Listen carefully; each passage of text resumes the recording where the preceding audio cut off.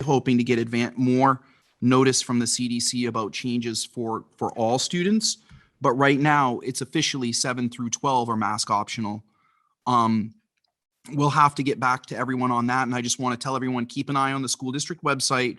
And if there are changes or when there are changes, because there will be changes one way or the other, we will update those notices congruent with the CDC updates. So we will keep you posted. I did work, as the board knows, but for the public's knowledge, at the last board meeting, I talked about needing roughly $120,000 to $140,000 for books to support students with catch-up growth and in reading instruction. I'm very pleased to say that we worked really hard and looked at all the different classroom libraries that we had purchased over the last 4 years from Teachers College. And Dr. Haynes audited all of those and figured it out that we can equip all of the needed classrooms at K through 8, because 6, 7, and 8 already have what they need. And 3, 4, 5 have a dyad. They have 2 teachers per group of students. So only 1 teacher teaches reading. So they needed to buy 1 set for that group of students. It came out to be $92,000 instead of $120,000 to $140,000. That does not include some remedial texts, probably for Bakey in the middle school, but we'll work on that. The bulk of it is this one purchase that would support K through 6 or K through 5 to make sure that each classroom has the same rich library to support our students, especially at this time. The other really positive piece of news, in addition to saving a lot of money, is that we are able to fund this through our recent allocation of ESSER II funds. So we do not need to ask the board to allocate district funds for that. So I just very happy to report that we're working really hard on that, and it's been a good process. Graduation was last Friday. It was fantastic.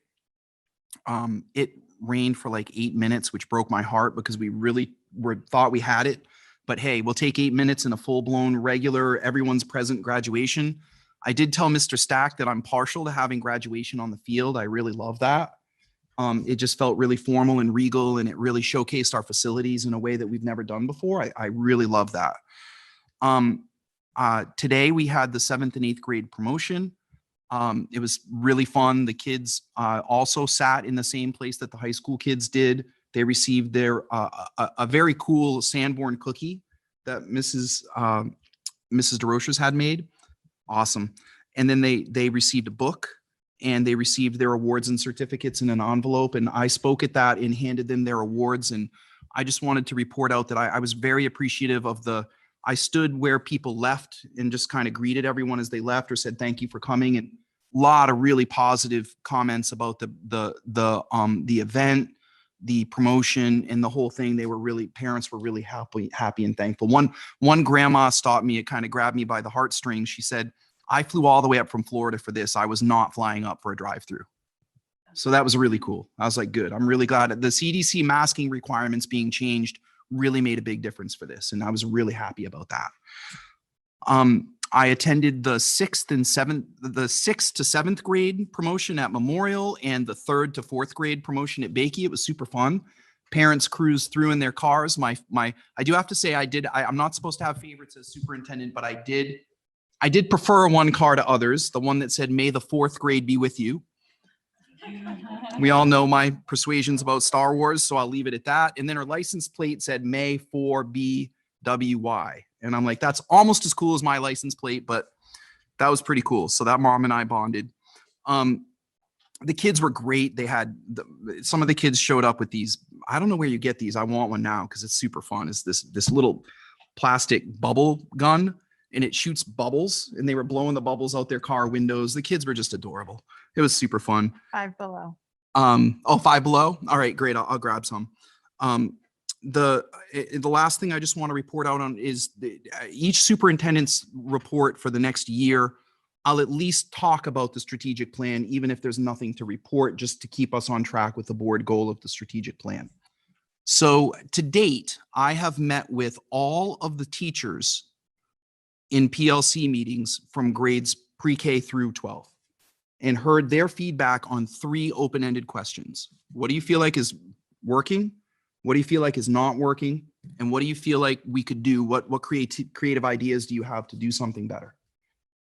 And the answers were varied, but they all centered around one thing, which is super interesting for me as a superintendent from a sociological perspective. Our teachers almost all talked about they want to improve the academic rigor. They want kids to do better in school. It was awesome. Yeah, and it was really cool to hear consistently from, because kindergarten kids have academic rigor, right? Do you know your numbers? Do you know your letters? Can you read some, right? Do you have some sight words? There's academic rigor in kindergarten. It just looks different, but it's still high expectations. You can have high expectations with support and not make kids feel pushed. No one wants to push the kids. We want to lead them. And it was really great to hear. So then I met with all of the 7th and 8th grade students and all of the 11th and 12th grade students. And Jocelyn, I don't know if you were in one of the courses. I believe you were when we met. And it was really interesting with the kids because the kids all wanted the same thing. The kids all wanted higher academic rigor and more confidence about their test taking skills. It was awesome. Does that include homework? Yeah, all of it. They just want to feel prepared for life after high school. Kids said to me, I'm scared that I'm not going to be ready for college. Or whatever I go to do. Doesn't have to be college, could be the military, could be, I want to be clear, I'm very open as a leader of a school district to the conversation that college is for some, a 2-year degree is for others, voc tech is for some, and the military or worker for others, and that is perfectly fine. But I want you to be ready for whatever you do, because we are the only profession that shapes every other profession in the world. If you can't read, write, do math, and know who you are as a person through the arts, and take care of yourself physically through exercise, then you cannot contribute to our society. There are no lawyers, doctors, musicians, artists without schools. And so it's our duty to serve every student in becoming the best version of themselves that they can be. So I'm super inspired because I can feel the end of COVID coming on, and I can get back to the good work that I love to do, which does not include emails about masks, just for the record. Having said that I'm sorry it was a little long, but I did cut Bob's down by 3 pages. So, all right, thank you. Oh, Jamie has a question. So just a couple questions. Oh, God. Well, I love books and talking about books. Oh, yeah. So I want to talk a little about books because we said to the community, budget time, that we needed $80,000 for the books. Mhm. And then you mentioned the other one that was 140, we got it down to 92. So could you explain to the community how we went from 80 to 140,000? Yes, the projection of 80,000 was annually for a couple of years, not a one-time purchase. So we were trying to figure out what's the threshold for tolerance of what we can invest in books on an annual basis. So then we looked at how do you, if we have grant money and we can supplement an end of year expense with grant money, if we could fund all of the books that we need instead of doing it over a 2 or 3 year process, how could we do it all at once to help with catch up growth in reading? So that's where we came up with a higher figure. Now you have to remember, reading libraries need to be fed. Books get damaged, lost. They don't just stay, especially with young students. A healthy library for a really solid reading program is somewhere between 800 and 1,000 books in the classroom at the just right reading levels, organized by those just right reading levels. So a student in kindergarten might have 14 little tiny books in their book box that they use to read for 20 minutes. They are going through, many books and looking at the beginning, middle, and end, thinking about the pictures and reading the words that they can. For first grade, they might have 4 or 5. For second grade, they might have 4 or 5, but they're a little bit bigger. And then as kids get older, the number of titles decreases that they're reading at once, but the depth increases, so the cost goes up. So it's really important to recognize that where I was a principal, we were spending between 10 and 15,000 annually just to re-up libraries at the school, right? So classroom libraries need to be maintained. And I also want to be clear that the books that we're ordering is just the starting set. This is the Teachers College libraries that are aligned to the writing units, and we're looking at moving toward the reading units, but they're based on being leveled, which means that the students that are in a level B have the books that they need, the volume, versus a level D or E, F, and G. And a first grade classroom can range as much as, if not more than 16 levels simultaneously, because their brains are developing. It's the widest level. My mother-in-law taught first grade and kindergarten for 40 years. And I had an opening when she was retired. I said, do you want to sub for us for, 3 months or whatever? She said, well, what grade? I said, first. She said, no way. I said, why? She said, because they read all over the place. It's the hardest level to teach.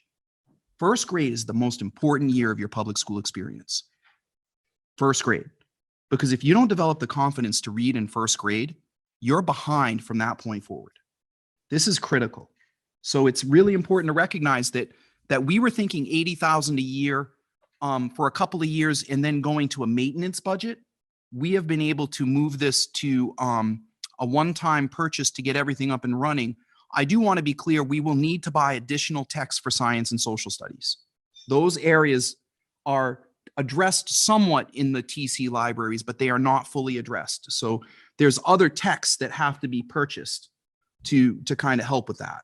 So I just want to make sure that we know that this is the beginning, not the end. Oh, what a great straight man. So my next question. Oh God. So I've read through, and I thank Dr. Haynes for sending me a list of books. So I got a 90-page PDF, and I went through the books and I looked them up on Amazon and got further information on them because I like books. And I'm glad you said that about social studies, but I use the word history. Yeah, I prefer history. I'm sorry. And in the history area, I was disappointed in the offerings that were in the book library. So people know these book libraries for first grade is 689 books, second 609 books, et cetera. These are large libraries. We have laws that were recently passed. We have to make sure that our students are capable of passing a citizenship test. Mm-hmm. And I found this set of books, though all kinds of good things to read, woefully inadequate in preparing for that. So yeah. I noticed there's one book for all the different grades I went through for George Washington, but we don't have anything about John Adams, wrote the Massachusetts Constitution, helped found the country. Jefferson, only one book about him, and that was about things that he did in his private life that I won't get into. Madison, father of the Constitution, doesn't appear anywhere. Yeah. Monroe, one of the last soldier from the Revolution, he not in there. John Quincy Adams, one of the highest quality, not in there. And then if you look at the area here, we have all kinds of historical figures that would be quite interesting for people to read about at age appropriate levels. We have different Native American leaders, Sequoyah. We've got all kinds of different leaders, Roberts Rangers, et cetera. So I would suggest and ask, and I'm very glad you pointed that out, that these are areas that we need to expand upon. We need to ground our kids better in the history of their country. And when you talk about civics and government, you got to understand what the Constitution is, how it works, what the structure is, what the separations of powers mean, and there's age-appropriate means of doing that. And I would highly encourage that we expand upon this book listing in those areas. Then the last one I had is more of a. Can I add one thing to that? Sure. I would say also that just to be clear, this is the beginning, not the end. So when you ask me about $80,000 and then 140 to 160, when we received significant grant funds, we thought, well, we can move the needs of the students quicker, but the TC libraries are just the beginning. So I just want to say that Jamie is 100% correct that social studies would be identified as an area in the TC book libraries that would need to be expanded upon. And the best classroom I've ever been in a teacher's college reading workshop was a social studies class. It was phenomenal. And that alone would be its own library, right? They don't have a library for that, but I can't tell you what it was like to see these kids choosing books at their just right level. The books were leveled, but about the topics. and having book clubs about them. Well- Right. But science is the second piece. I just want to say I would give equal weight to science because the TC libraries are designed to grow your reading skills more than your content skills. Yep. So you looked at it through a content lens, which I agree with completely. That's the second half of the money. Yeah. So I'm glad to hear that. The other one is more of a, we need to take into account many of our teachers have populated their class libraries with their own books out of their own pockets. Mhm. Right. And so they take those books when they leave. They're their books as well. They should. That's right. We just need to make a way to make sure that they still maintain the ownership of their books, Mhm. but we maintain the ownership of these books. And there's going to be some commingling in classes, and we just have to find a way from a securing of assets perspective that the teachers maintain the ownership of their books and that we maintain the libraries that we're. I won't go into detail, but I can assure you that's already being addressed. All right. Thank you. We're talking about books. I like talking about books. Me too. Which is dangerous if we both like it. Yeah. Because we can, well, anyway. Thank you. Okay, all right, we'll move on to committee reports. Policy, We have not met. We are adjourned for the summer. excellence in student achievement. Excellence in Student Achievement met earlier, just before this meeting. And I will report, because it was an hour and a half long meeting, I'll report at our next meeting. Our next EISA meeting is, I think, the same day as our next board meeting, which is August 18th. Great. Finance. I need to tell you to keep it short, like I told Tom. You might. Now, finance meeting met tonight. We went over the year-end projected balances. They're not firm yet. We're working off from May actuals and projections, but it's looking right now that we're at about 1.8 million, and that's with the presumption that the board okays the 2.5% retaining. So that's kind of the highlight of the meeting, was as to where those numbers seem to be projecting towards. So I wanted to at least report that out and not wait until I can get everything typed up later. That's it. Awesome, thank you. Facilities. Facilities met twice since the last board meeting. We met on Thursday, June 10th. The meeting was called to order at 3:30 PM. Amy Fitzpatrick, Pete Broderick, myself, Superintendent Ambrose, and School Safety and Facilities Manager Dan Doyle were present. The committee discussed needed paving of parking lots at Bakey and Memorial Schools. Mr. Doyle explained paving recommendations and provided map areas of needed paving. At the conclusion of the discussion, the committee voted to recommend $49,000 per school. The funds would cover seal coating and repair at Memorial, which was pretty much 100% of what was needed. And paving about 50% at Bakey, with a focus on the lot in front of the kindergarten wing, along with the entrance and a path going back to the school. The proposed paving is on this evening's agenda for discussion by the full board. Facilities Committee met again on Monday, June 14th. The meeting was called to order at 3:30 PM. Jamie Fitzpatrick, Jim Baker, Superintendent Ambrose, and School Safety and Facilities Manager Dan Doyle were present. The committee discussed proposals to replace circulator pumps on boilers at Bakey. As you know, the full board voted to approve replacement of the two boilers at Bakey. And according to Mr. Doyle, the pumps are about 30 years old. One has recently failed. Replacement of the pumps was a component of the bid to replace the boilers. The winning bidder for the boiler replacement, Granite State Plumbing, quoted $88,000 to replace the pumps. This includes relocating the pumps from scaffolding above the boilers to ground level where they can be more safely accessed for maintenance. Mr. Doyle worked with our insurance company to get $43,000 of the cost covered by insurance.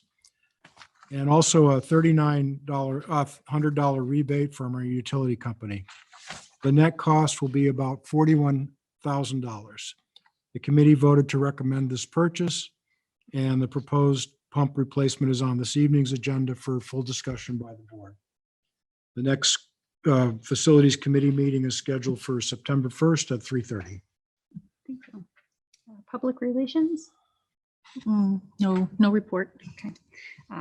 Personnel, there is no report for us. Our next meeting is August 18th. Can't remember what time. SST, None. okay. Budget None. and wellness. None. All right. So I would like to take and introduce our newest representative, Jocelyn Lampron. And I would like to invite you to tell us a little bit about yourself if you want. And if you don't want to, that's okay too. You can just get. I'm Jocelyn. I go to Sanborn and I'm a junior. And I'm really interested in trying to be able to communicate what students want and what I want and bring it to the board so we can make everyone happy because that's all we kind of want. So yeah. Great. Thank you. Welcome. Welcome. All right. Now it's time for the first public comment. All right. Annie. Oh, all right.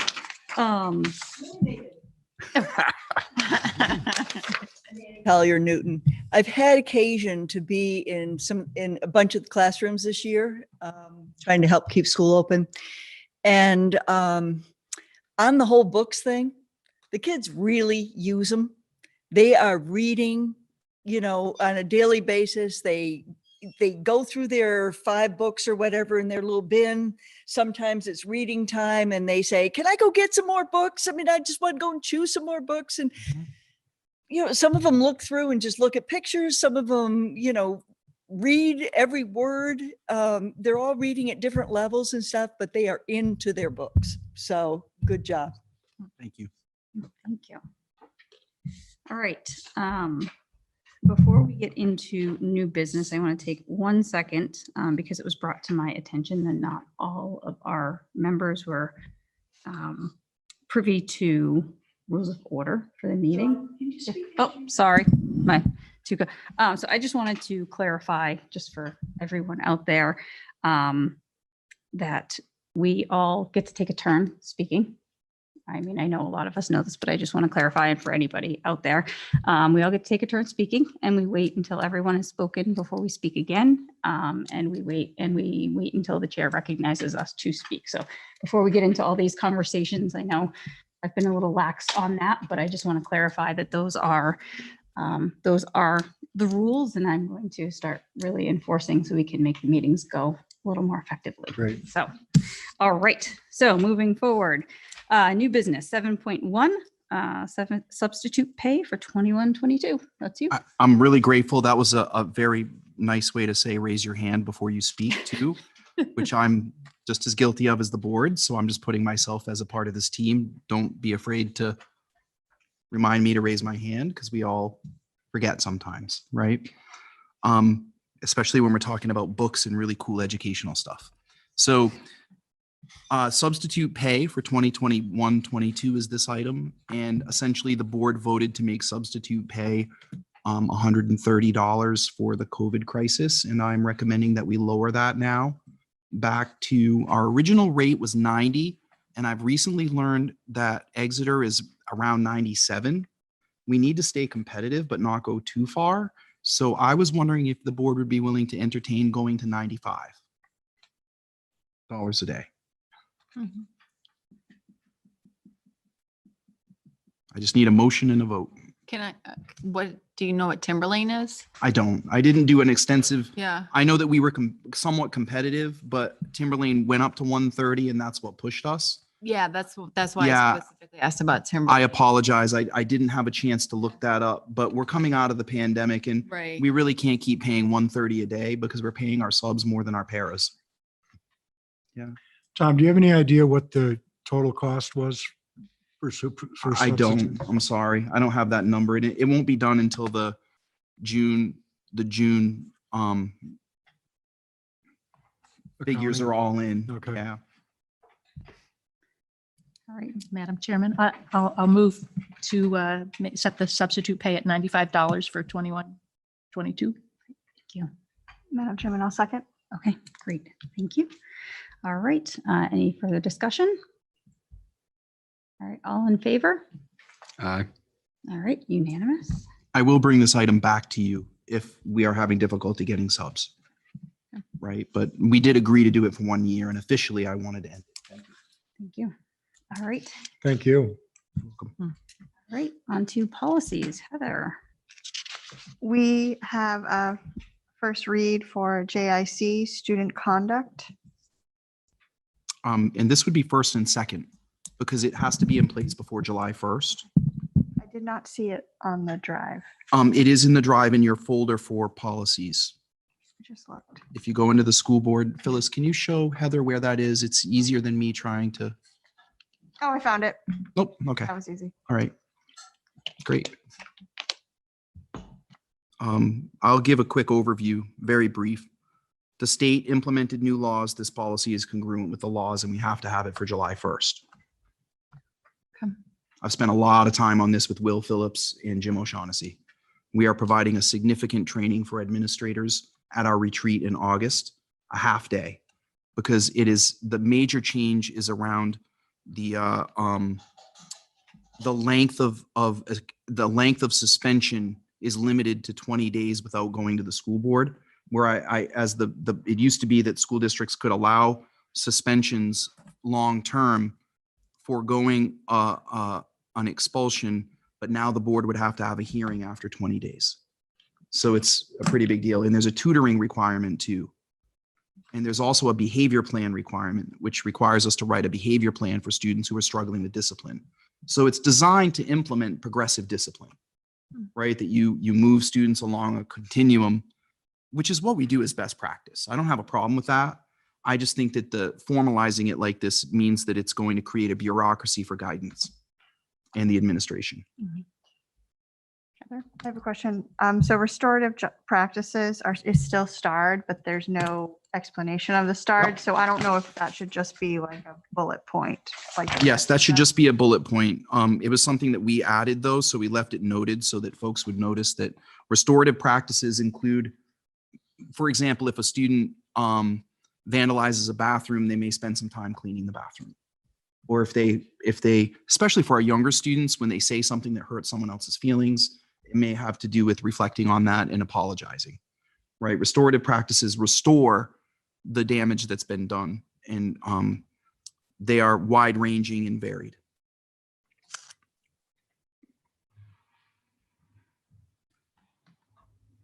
Okay, so do we have a motion? I'll move to approve First and second read. both unless someone has comments. I need a second. No, the first and second read, usually we do 2 reads of a policy, but we're going to do them both Yeah. tonight because of That's the your motion. timeline. That's my motion. Thank you. I'll second that. Okay, great. Anyone? Any further discussion? Jamie? Is this just for JIC? What are we? The first one is JIC. We We haven't need to do done- them each individually. Okay. I'm sorry, where are you guys seeing this? There's It's a a- policy folder inside of our, If I go to, for today's agenda items or for, If you go into Meeting. drive, shared drive, and then it's at the here, very top in a folder. It's not like the other documents. And then there should be Well, we can, 2021. we'll do a little training at the next meeting. 616, and then there's a folder. When my computer opened, it opened below that. Mhm. Just scroll up to see it. 616. Oh, did it? Yeah, yes, they do. Yes, that's why I didn't see it at first. Yeah. I was- Right. oh, there it is. He's right there. have to hunt for it. Oh, wow, okay. Buried deep. More, if you want to abstain because you haven't had a chance to read it, that's perfectly fine. Okay, I'll abstain then if you want to go Yep. forward with it. All right. There's no further discussion. All in favor? All right. Okay. Abstention? All right, so more abstains. Everyone else is in favor. So the next policy that we're bringing, Madam Chairman, is JICD, Student Discipline and Due Process. So this is essentially the process for if a child acts out against their conduct. Mhm. Sorry. So this is what the administrators will do process. Jamie, you had a question about this one? No, not yet. Okay. I have a question. Okay. When we talked in length about this policy, there were a lot of questions that were going to be brought to Yep. Mhm. legal counsel. And where did we come out on? They are reflected. I talked to Will Phillips about every question, Okay. and they've been resolved in the current writing of the policy. And a lot of things were, it was good because they are drafting this policy. Will and I talk a lot about policies. So he kind of used our conversation as a springboard to make some changes to the policy for the recommended policy too. He just said, once it gets, we're one of the first districts, we're so on top of it that we're one of the first districts to fully adopt this before July 1st. Like, we're really doing great with this. Now, Will Phillips is with the School Board Association. Yep. It's free, Mr. Baker. Oh, yeah, so you, yeah, I see that. Ka-ching. Ka-ching. He's very helpful.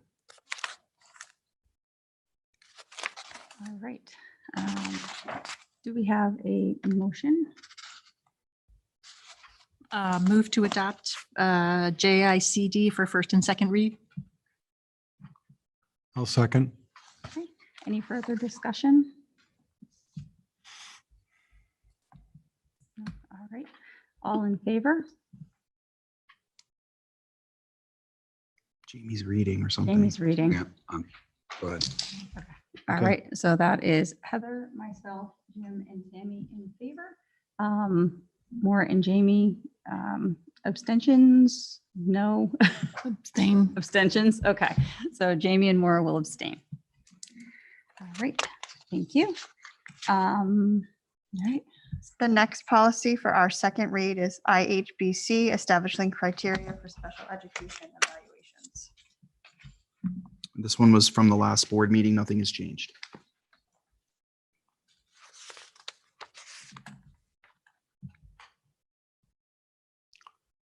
So I move to approve for first and second read. Or just, this is just second, Jim? Oh, second, okay. Yep. First, We already did first. Oh, we did the first. Yep.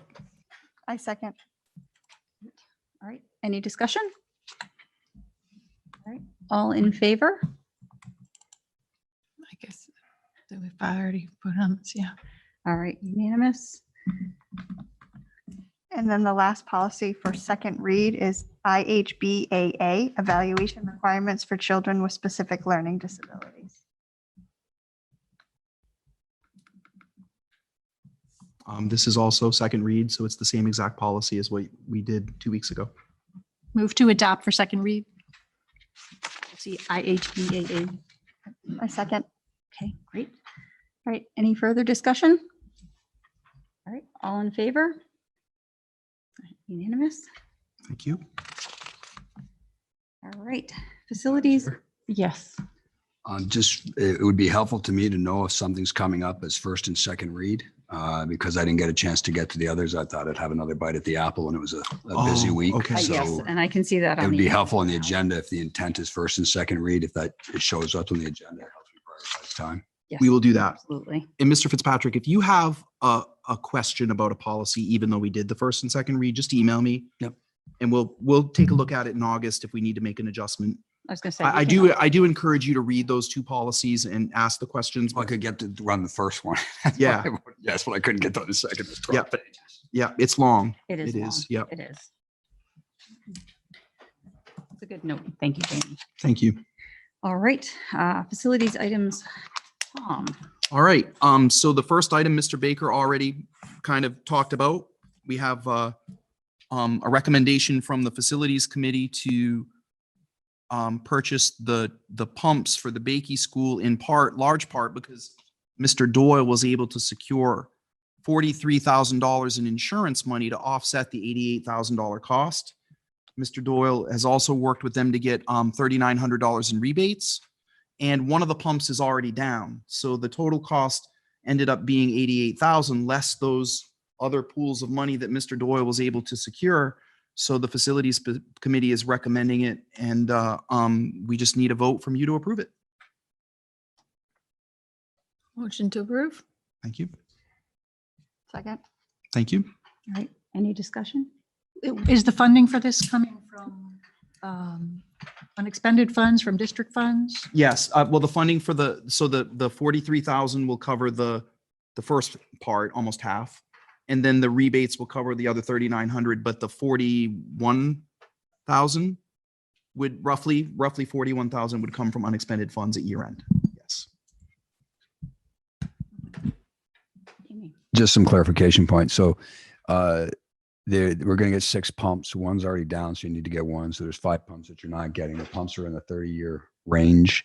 There was discussion about they're going to save a lot of electricity. It remains to be seen how much and where that was discounted. The 43,000, just the one pump is in the 12,000 range. So you get your 41, you're down into the 30,000 range because of the work that was done. And if we wait for the pumps to fail later, we're going to have to pay the extra labor to go back in there and strip things out. So we thought it was prudent to do it all at the same time when we have the people in there doing the boiler.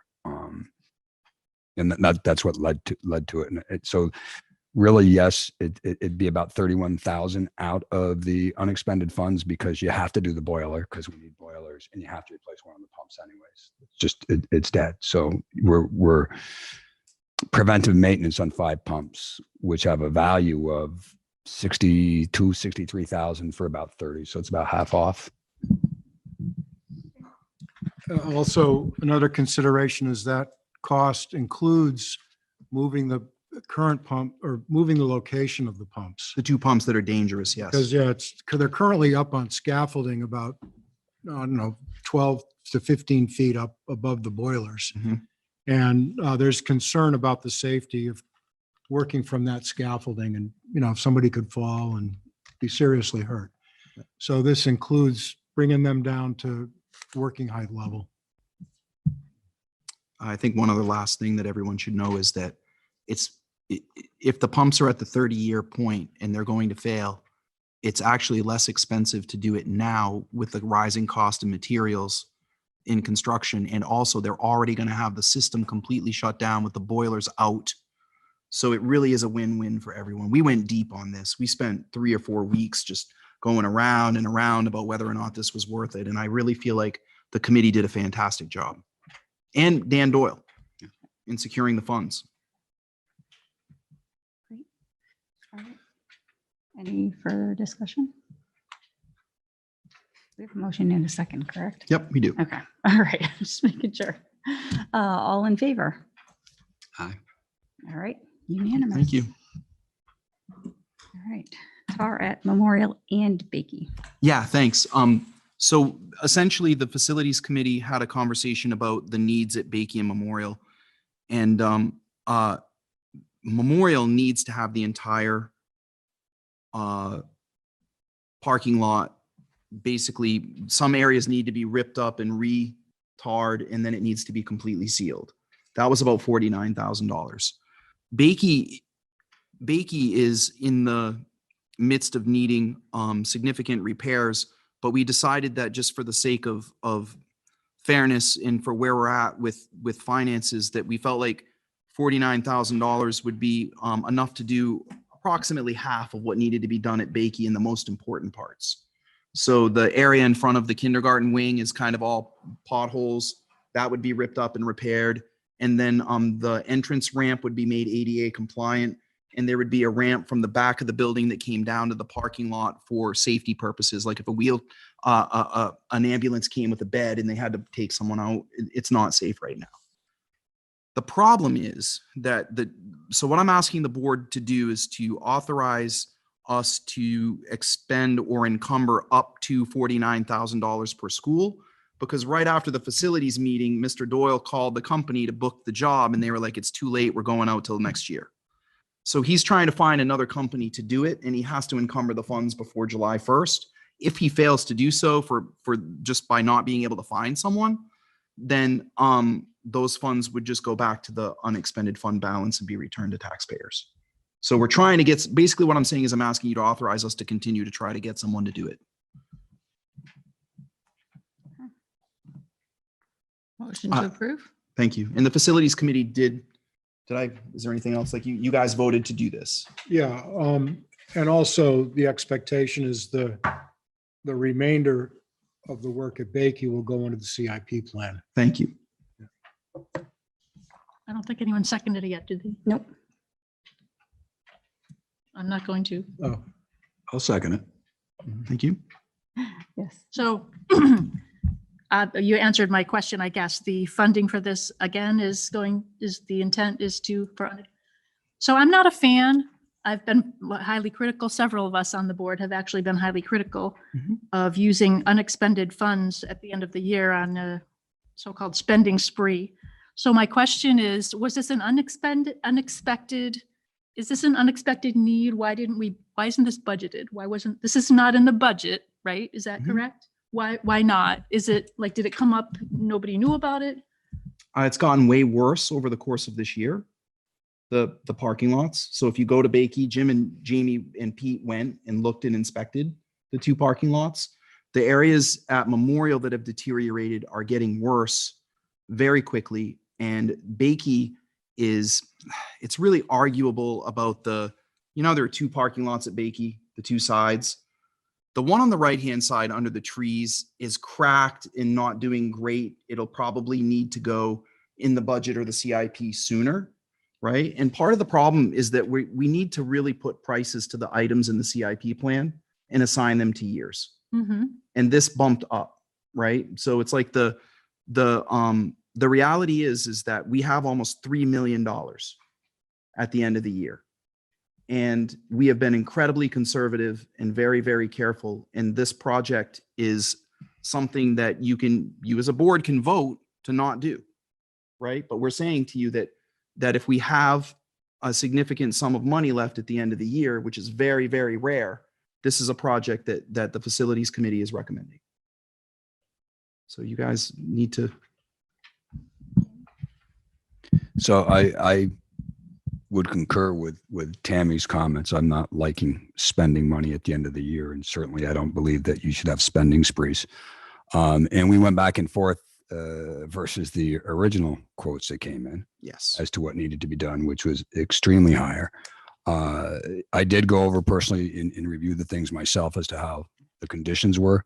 And my thought process on this was, 2 need to be done, 1 we can delay. And my belief is that the cost to do this year with these pieces will be significantly less than next year. Yeah. Given what's going on with inflation and what's going on with building materials, et cetera, presently. So the thought process was, can we get this? If it goes back to the taxpayers because it cannot be executed, then I would recommend when we have our discussions about warrant articles that maybe we go with a larger reserve request than we might otherwise have done, because I do think we're going to have to do something in those areas. So I concur with the sentiment that I'm not interested in spending sprees at the end of a year, but I do think this one is warranted. Thank you.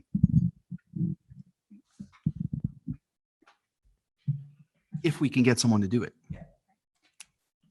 Is there a liability risk if we don't do it? Like if someone, is it bad enough where someone could get hurt? I think that there's the entrance in particular to Bakey, I'm really worried about, and we may need to do no matter what we have to do. But I think that that's a tough question because anything can be a liability problem, right? I mean, it's like I worry more about getting a concussion in my driveway slipping on black ice that I think is just water than I do snowboarding, and I don't know what to say about the Bakey parking lot. Has some really big chunks missing, but I'm not going to use some kind of fear factor to say to you, well, pay for it no matter what, right? Like that's the kind of thing, Tammy, that I'm not comfortable with. What I am comfortable with saying is that it has gotten a lot worse this year. And I'm just going to say this very nicely, but very clearly. This district has neglected its properties for a long time. Mm-hmm. And so I could spend $1 million right now on these properties right now. They are bad. And if we don't start coming up with a clear CIP plan that has dollars attached and start fixing things right and doing it right, we're going to end up inheriting a major mess in 10 years. And we are the recipients of a major mess from 10 years ago or 20 years ago. And I'll just be honest, the middle school, I hate it when people say I'll be honest because it implies that you weren't honest previously. I don't like that. I just want to be direct. that's more accurate. That if the middle school wasn't left to be run down the way it was, I don't know what would have happened with that building. We can't do that to this high school. There's siding on this high school that's a problem. Tammy, I just want you to know I know about it. Right now, it's not an emergency. If we don't address it in the next budget, I can't bring in budgets that cut 900,000 or $1 million and address CIP problems. I can't do that. We have to have a real, frank conversation about the direction in the strategic plan. And that should drive these conversations, because Tammy's right. We shouldn't be hearing about this now, right? We should have a CIP plan that says in 21-22, the Bakey parking lot's getting addressed. In 22-23, the siding on the high school is being addressed. What I didn't like when I was hired was that the CIP plan had 4.5 million in 1 year. No district can do 4.5 million in 1 year. That's just doesn't make any, it's not even common sense. You have to plan a certain amount annually and then allocate it to the holes. If the boiler at Bakey, if we had planned carefully, it wouldn't have reached crisis level and we wouldn't have had to spend all that money on the temporary boiler.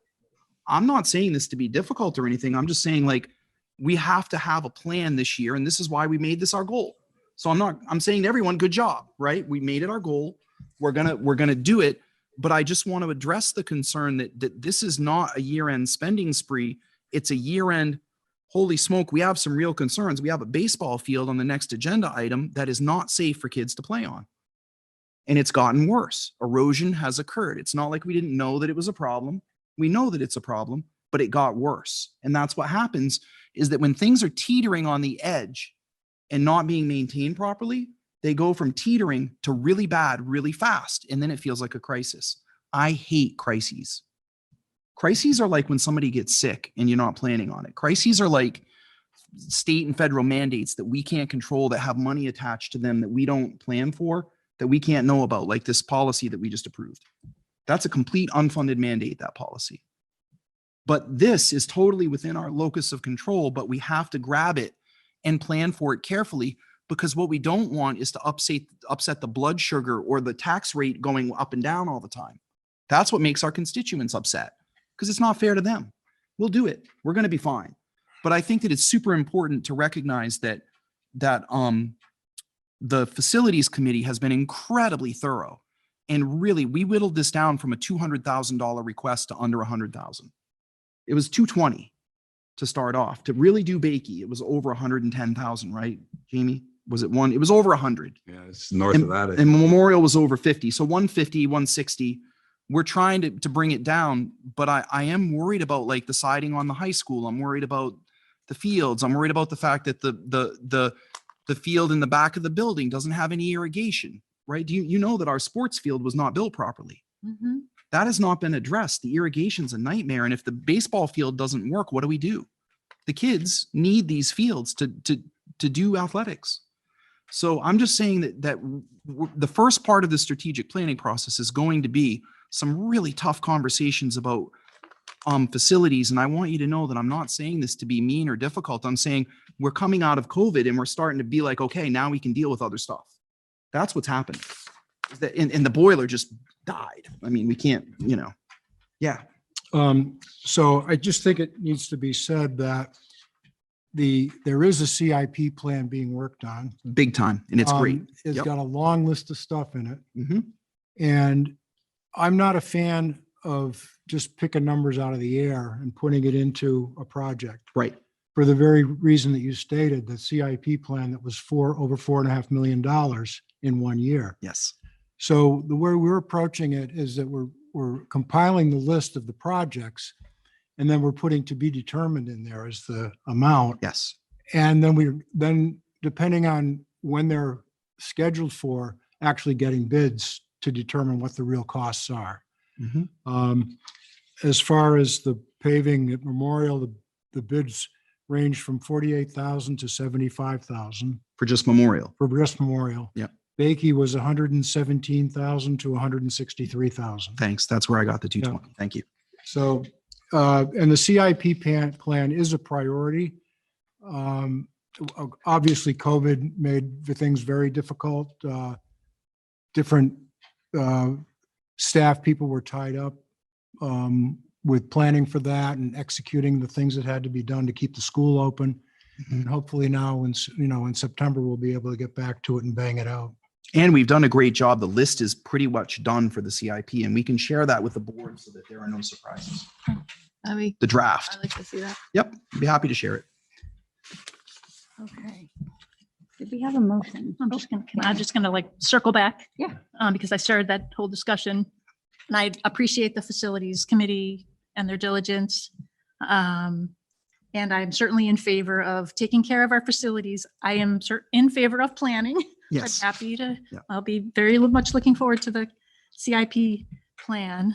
And I just wanted to be clear that I'm not against maintaining our facilities. I am very much in favor of that. And I will just chalk it up to COVID, I guess, that we're sitting here in our last meeting discussing this list of items.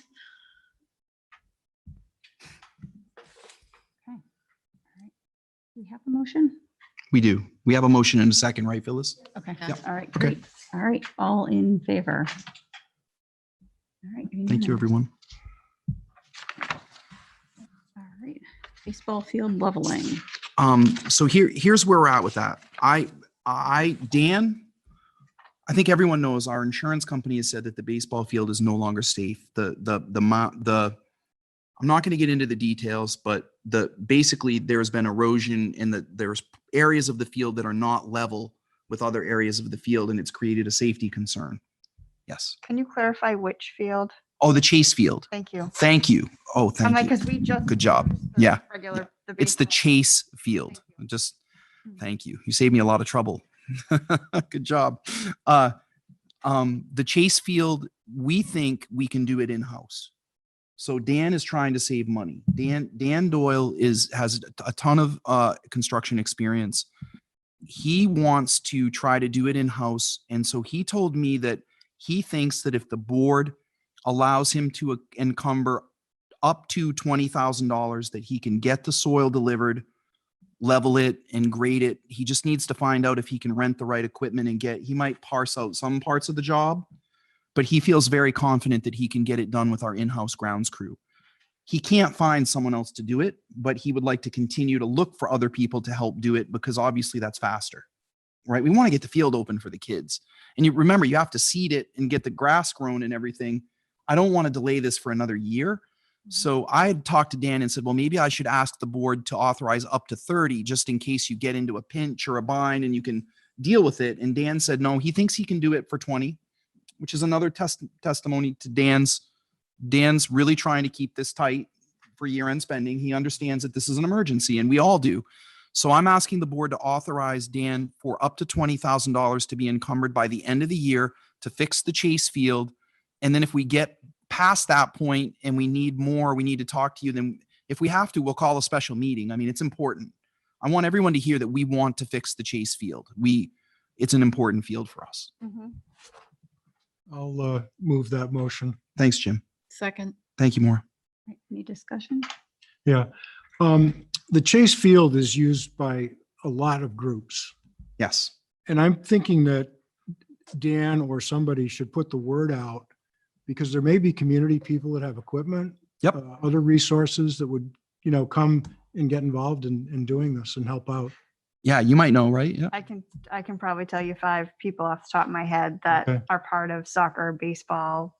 Can you reach out and do like an community all call and have them contact Dan? Like reach out. Dan. Yeah, contact Dan Doyle. Tell him you're willing to help. I mean, volunteers. If Dan's coordinating and folks help, that would be great. But the other thing is, I think it's important that we have a conversation as soon as possible about the policies for our facilities use and have a conversation about some kind of donation or fees for using the fields, because the district is picking up the cost, but it's not just the district that's using the fields. And it doesn't have to be a large sum, but we need to talk about that, right? We need to talk about Just sign a maintenance subsidy or. yeah, just some kind of a maintenance fund. I can't wait to have Matt back because Matt will help us to work on that, right? He's really good at that. But I think if we have an eye on a warrant to create a revolving fund for field maintenance, we could have people put money toward that and then it can be revolved as this comes up, it can be paid for. Done. I think Dan was expecting the larger expense to be equipment. Yeah. And I'm wondering if there's people in the community that have equipment, Yeah, that'd be great. graders, that sort of thing that would Yep. step forward to, you know, to help with that. I don't even know what the equipment is, but that would be awesome. I'm on it. Okay. So is it just the baseball field? Because I know that the softball field over there also was not used as much as I feel like it could have been. So I'm just wondering if it's just the baseball field. I don't know the answer to that. I thought it was just the baseball field, but if you see, oh, you're not going to be in school tomorrow. Well, I talked to Bob. Oh, thanks. And right now, it's just the baseball field. Okay. Down the road, there are other fields that need work, not only at Chase, but also here. Bob's on it. He knows what needs to be done. Those will all come into play down the road. And for transparency, that is in the CIP plan. This is the heads up. We have major field work to do. So are we talking about are you talking about the softball field at Chase Field or the softball field here At Chase. at Chase? So what is if we're just addressing the baseball field, what's happening with the girls softball? I was not aware that the girls softball field was not available for use. Dawn, were you? He didn't say it was not available for use. He said there's some work that needs to be done there, if I recall our conversation correctly, but it wasn't anything that made it unusable. Right now, Chase Field, baseball field is unusable per our insurance. company. Insurance company, right? Yeah, Jocelyn. Softball field, the one that got the new dugout a couple of years ago? Okay. Yes. I just wasn't sure because I know that all the middle school softball kids are practicing on the JV field. So there was like different times with that. So I just didn't know if there was an issue. We'll definitely look into that. Thank you very much. Just to be, I feel like at times, as Jocelyn was pointing out, our softball fields are usually second to our baseball, and we should be making sure that we're treating both. Equally. It should not be softball gets less than baseball. Right. So just Cool. Thank you. Which ones contribute the most to the book, the graduation book? What's the yearbook? Oh, the yearbook. I don't know. I can tell you softball. Yes, I know that the only field right now, according to Bob, that is deemed unusable by our insurance company is the baseball field. So There was a major field issue. there's a major field issue. That's the extent of my knowledge. And none of the fields were used this year because of COVID. They all got used. They got used. Oh, Yeah, no, it's just the hard part is that our community relies on the Chase Field, and I want the community to hear me say that fixing the Chase Field is important. Okay. For everybody. And I did ask Bob the percentage of, and he's still new, so he's still kind of figuring it out, but I did ask him the percentage of, what do we use Chase Fields? How much do rec programs use Chase Fields? He said game wise, it's about 50-50. Mhm. Practice wise, we definitely have a higher percentage practice wise at Chase Field than the Yeah. rec programs do. But when it comes to game time, it's a good 50-50 split in what he was thinking. So, yeah. All right. We had, all in favor? Thank you. All right, unanimous.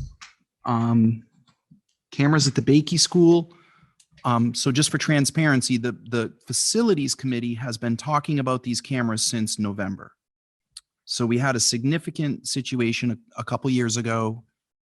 And because of COVID, it didn't need to be dealt with. We weren't in person.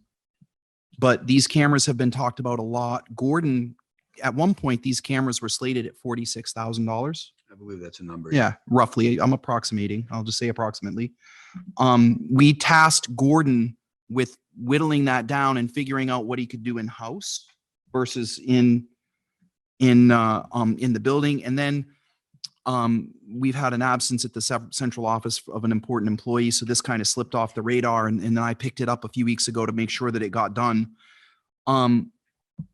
The cameras at Bakey now, Gordon has it down to between 22 and 25,000 from 46. So he has done a fantastic job whittling this down. He's only asking the outside contractors to do what they have to do. And he actually found a few brand new unused servers that had been donated to the district from Chief Briggs that he's going to put more RAM in and kind of do his computer magic to use those instead of buying new servers. I mean, Gordon really went deep on this. So thank you, Gordon. So we're asking for authorization up to 25,000. Currently, he has 22,000 spent, but there's a couple of cameras that we need a little more time to look at. It's important to recognize that when we have student discipline issues at the Bakey School, right now, the current camera system, it's not even functional because the servers aren't working. But before, when you look at the camera video, it just looks like white and you can see the outline of the playground. And then the people, the adults and the children are not discernible and they look like little blobs that move around the playground. It really does not help us. So this is a need, but I know for the board, this feels like, and just to address Tammy's concern, this has been going on for almost 6 months, but it didn't get to the board level until today. So we finally found a solution and whittled down the price adequately for the facilities committee to feel comfortable recommending it. So I've been opposed to this for quite a while, and actually goes back before November. Yeah, it does. Oh, It does. Yeah. This is something that I've been talking about back and forth with the superintendent, with the business administrator, and with Mr. Parks. I was concerned that we were looking for bright, shiny objects, some more new, greatest things in the world, bright, shiny objects. So I've been pushing back on this. Gordon has been able to Superintendent Ambrose's point, he's been able to do many things himself and take big chunks of this down to what is needed. We also check to see what is the density of camera coverage at Bakey versus the density of camera coverage at Memorial versus the density of camera coverage in the high school. And Bakey is quite inadequate compared to the other two in terms of the coverage that they have. So they are the laggard of the three, if you will, in terms of coverage. We do have a dead server, which is one of the main costs that he has found a way to get around. We have dead cameras that will be replaced. We talked about whether we need analog or digital, and he has come up with some answers to be able to do that. So I am no longer an opponent. So Mr. Parks has convinced me with the information he's provided in probably, I don't know, 6 different facilities meetings. This has come up starting last year. Yeah. And heretofore, I just couldn't be convinced that it wasn't bright, shiny objects. And now I'm convinced it's not bright, shiny objects. So I just wanted to throw that out. All right. Do we have a motion? Motion to approve? Second. Any further discussion? All right. All in favor? We should get Jim to vote too when he comes back, though. Do you want to hold off for a second? or- Yeah, we can wait a second, I guess. I'll give Jim knows the update on the next one. So can I give that now? And then we'll just kind of, Sure. because he's heard it in facilities. We're not asking for any money or emotion on this one. This is, again, a heads up so that it's a transparency thing. So we rented the downstairs space at the central office, and it's fine. It's big. It's got room, but it needs just some walls. So we just want you to know that in order to do walls, it's not as simple as I'd like it to be, which is you add a couple of walls. There's some ventilation that has to occur and some electrical work that has to be done for permitting, right? So if you put a wall in, you have to. And Dan and I talked about it. I mean, you all know how I am. I literally helped sand and sheetrock the walls up in the guidance department when I was hired. We'll do what it takes to get it done as cheap as possible in-house. But there are a couple of things that have to be done outside, like the venting and the electrical. We have to have a certified electrician. So we'll be working on this summer, and we'll get back to you with pricing. We're not expecting some extravagant price, but we just don't want anyone to be surprised when it comes up that once we got into actually moving people in, we needed to add a couple of walls to make the space work, which is typical of this kind of project. Jim, we need your vote on the cameras at Bakey School. Yes. Thank you. All right, unanimous. Great. All right, so you don't need anything from us on the central office walls? That was Not at this time. We'll let you know if something happens that we need some kind of I think we're going to be able to handle it. all right. Authorizations. Authorize the superintendent to hire over the summer of 2021. It's standard. Because we don't meet for the period during the summer, We have some positions we need to fill. This does not pertain to the high school assistant principal. That person will follow the policy and come to the board, and we'll have to have a meeting for that. Question. I'm just curious, do you know how many positions at this point do we have left to hire or? Not a lot.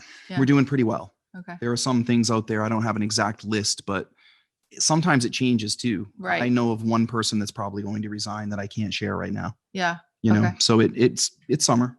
Yeah. And then what happens is in August, we bring you a list of everyone and you Mhm. just move the whole list. Okay. But we need to bring people on board and move forward. so. Right. Okay. Do we Move to authorize superintendent to hire over the summer of 2021. second? You two can fight that one out. Any further discussion? All right, all in favor? Aye. Thank you. All right, authorize superintendent to issue long-term suspensions. This is also just a procedural motion. Per the policy that you just approved, you have to authorize me, and then I will authorize the high school principals and assistant principals to issue suspensions. That's a standard practice annually. I make a motion to authorize the superintendent to issue long-term suspensions. I'll second that. Thank you. All right, any discussion? Amy? Just a question for clarification. Is this the 12-page policy or is this the? Well, it's a standard. Prior to this policy, the board had to authorize me to issue long-term suspensions anyway. So This is a renewal of the. it's a renewal of a standard annual thing. To my knowledge, Jamie, that's something that we should do every year. All in favor? All right, unanimous. Great.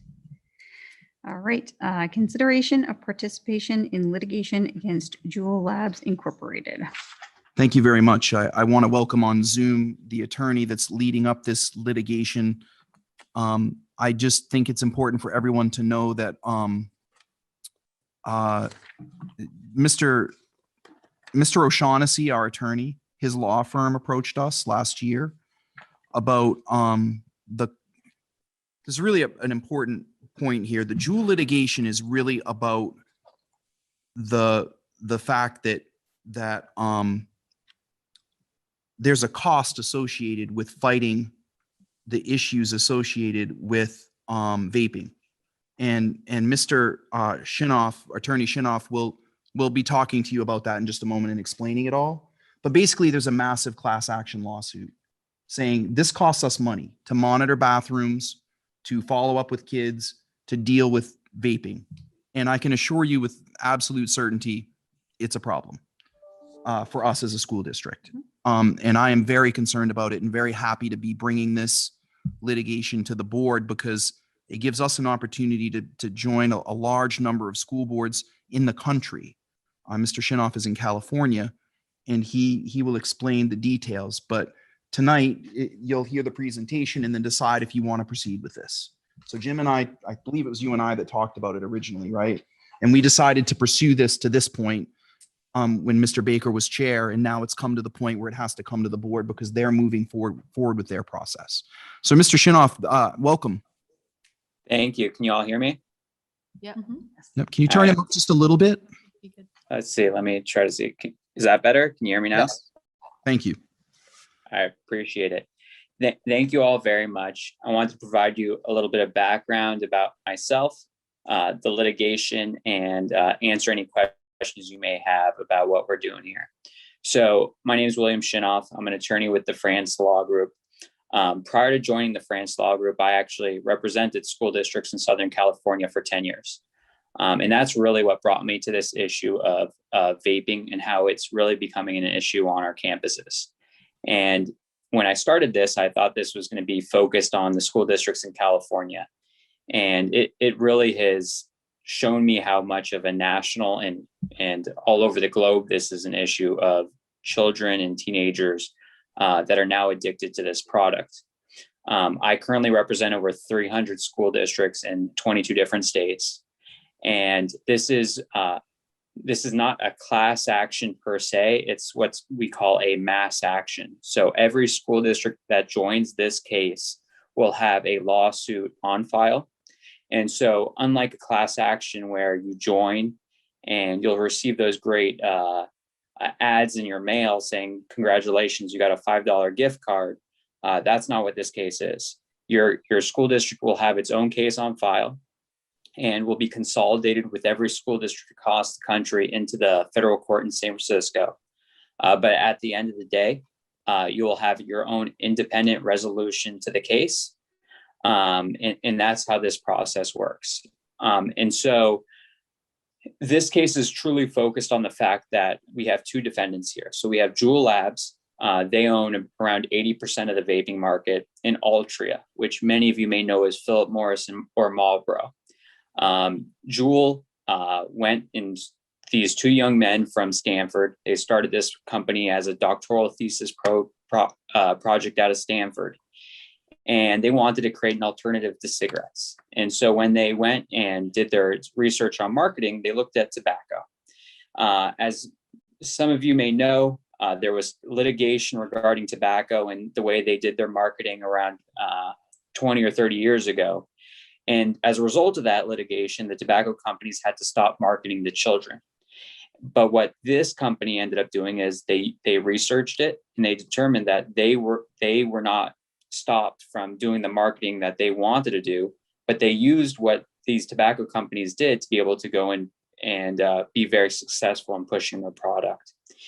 And so they started off, they were doing extremely well, and Altria came along and invested $13 billion into the company.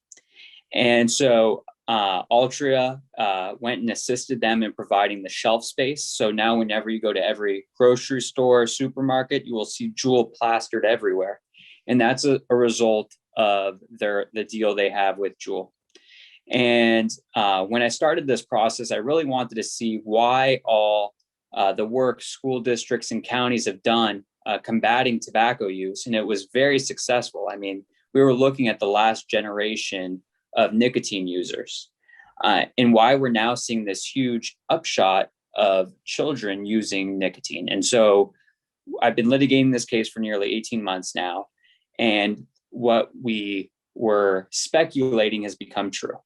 They intentionally marketed their products to children. They used social media. They used other avenues that would reach children to go and market their products. But the worst issue was the fact that they failed to disclose the harms of their product. Right now, when you go into a gas station and look at their product, you'll see warning signs all over their product. But that's as a result of us filing lawsuits about 2 years ago, that they finally stopped putting their product out without warnings. But because they were in the market for around 5 years without these warnings, we now have children who still to this day believe that all they're inhaling is flavored vapor. They don't believe that there's truly anything harmful with what they're doing. And so what we've also learned in this litigation is the fact that one Juul pod that they have in their product is the equivalent of 2 packs of cigarettes. And so for someone to go and sit and do 2 packs of cigarettes is very hard. It takes them a lot of time. And so what this company invented was a nicotine derivative of a nicotine salt. And so as a result, they put that in the product. And so one person can literally sit and do 1 Juul pod in a 30-minute period. And at that point, they've done 2 packs of cigarettes of nicotine. And as we're all aware, nicotine is very addictive. It's very harmful to children. And it's also a gateway to other addictions. And so now what we're trying to do in this case is hold them accountable for what they've done to our communities. The national average is around, unfortunately, 32% of children under the age of 18 that are using this product on a weekly or daily basis. In your state, you're above that average. You're around 35%. And that's as of pre-COVID of doing this. And now we have children that have been stuck at home using the product. And our expectation is that those numbers have probably increased. And so we're now trying to be able to deal with this. And so what we want to do is we want to be able to provide school districts the resources to be able to properly battle this issue on their campuses and not make the taxpayers rely put this on the taxpayers to be able to go and pay for this issue moving forward. These companies should be held accountable to deal with the issue that they've created. And the worst issue that we've really seen is that it not only was it the fact that they were going and doing online marketing and doing all these other things, but in your region specifically, and in Massachusetts and the areas around you, they actually were coming on to district campuses and going and trying to go promote this product by the guise of saying they were going to go and do vaping educational programs. This occurred about 3 years ago. Your district may have been contacted, they may have not been contacted, but they wanted to go and provide educational programs to kids.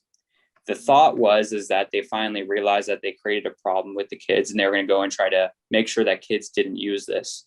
But what really ended up happening was they would close the doors, they'd come onto your campus, not allow teachers or parents in there, and they would go and promote the product saying it was completely safe. And so the conduct of these companies is reprehensible. And so what we're trying to do is focus on the fact that we need to be able to make sure that we need to figure out how to go and deal with this. And so our focus going forward in this case is to be able to provide the financial resources, as I said.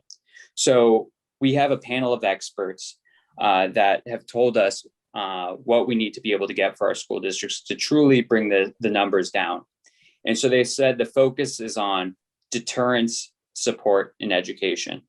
And so one way we can deter vaping on campus is by providing school districts the funds to be able to install vape detectors in their bathrooms and even if necessary, the classrooms, be able to provide. And then the other issue we need to deal with is the fact that this is not something we can fix overnight. So we need to be able to provide the financial resources to our clients to be able to deal with this. And so what our experts have told us is we need to look at a 5 to 10 year funding model.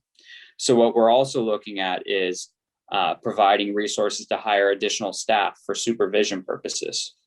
And then also we need to be able to provide resources to hire additional school counselors that have the background of addiction use and be able to provide support to kids that are dealing with nicotine addiction. And then finally, and what I believe is the most important is funding for educational programs. To be able to provide education to parents and students on the harms of vaping. Because now with how they marketed the product, there is a huge gap between what students and parents know about the product and what the truth is about the harm. And with education, I think it will be key to decreasing the use of youth using the product. And so that's our focus on the future. But also if your district has incurred any costs at this point dealing with vaping, whether that be staff time, educational programs, or even if you're one of the districts that have put in security cameras or vape detectors, we go and we get our districts reimbursed for those costs. I wanted to let you know there's about 3 main questions I always get from every school board regarding this litigation. One of them is the time consumption for the staff to be involved in this litigation. As this is not the usual litigation of one plaintiff, one defendant, there is no depositions.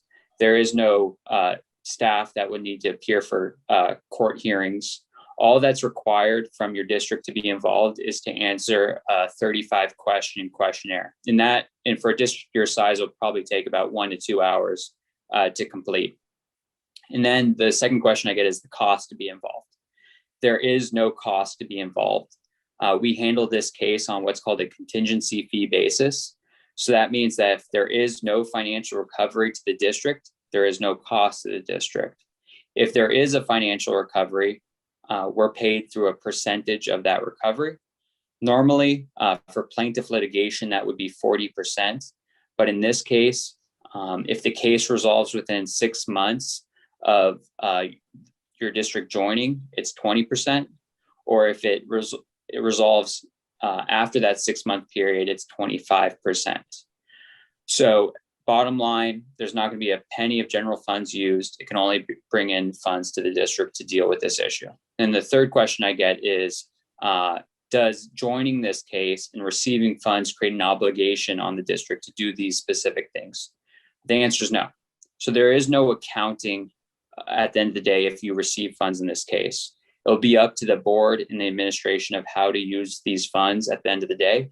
Hopefully it is to deal with vaping related issues.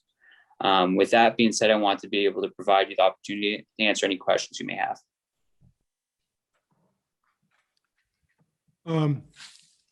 Have you had any legislation around this conclude? Or not legislation, but litigation? And if you have, what was the results?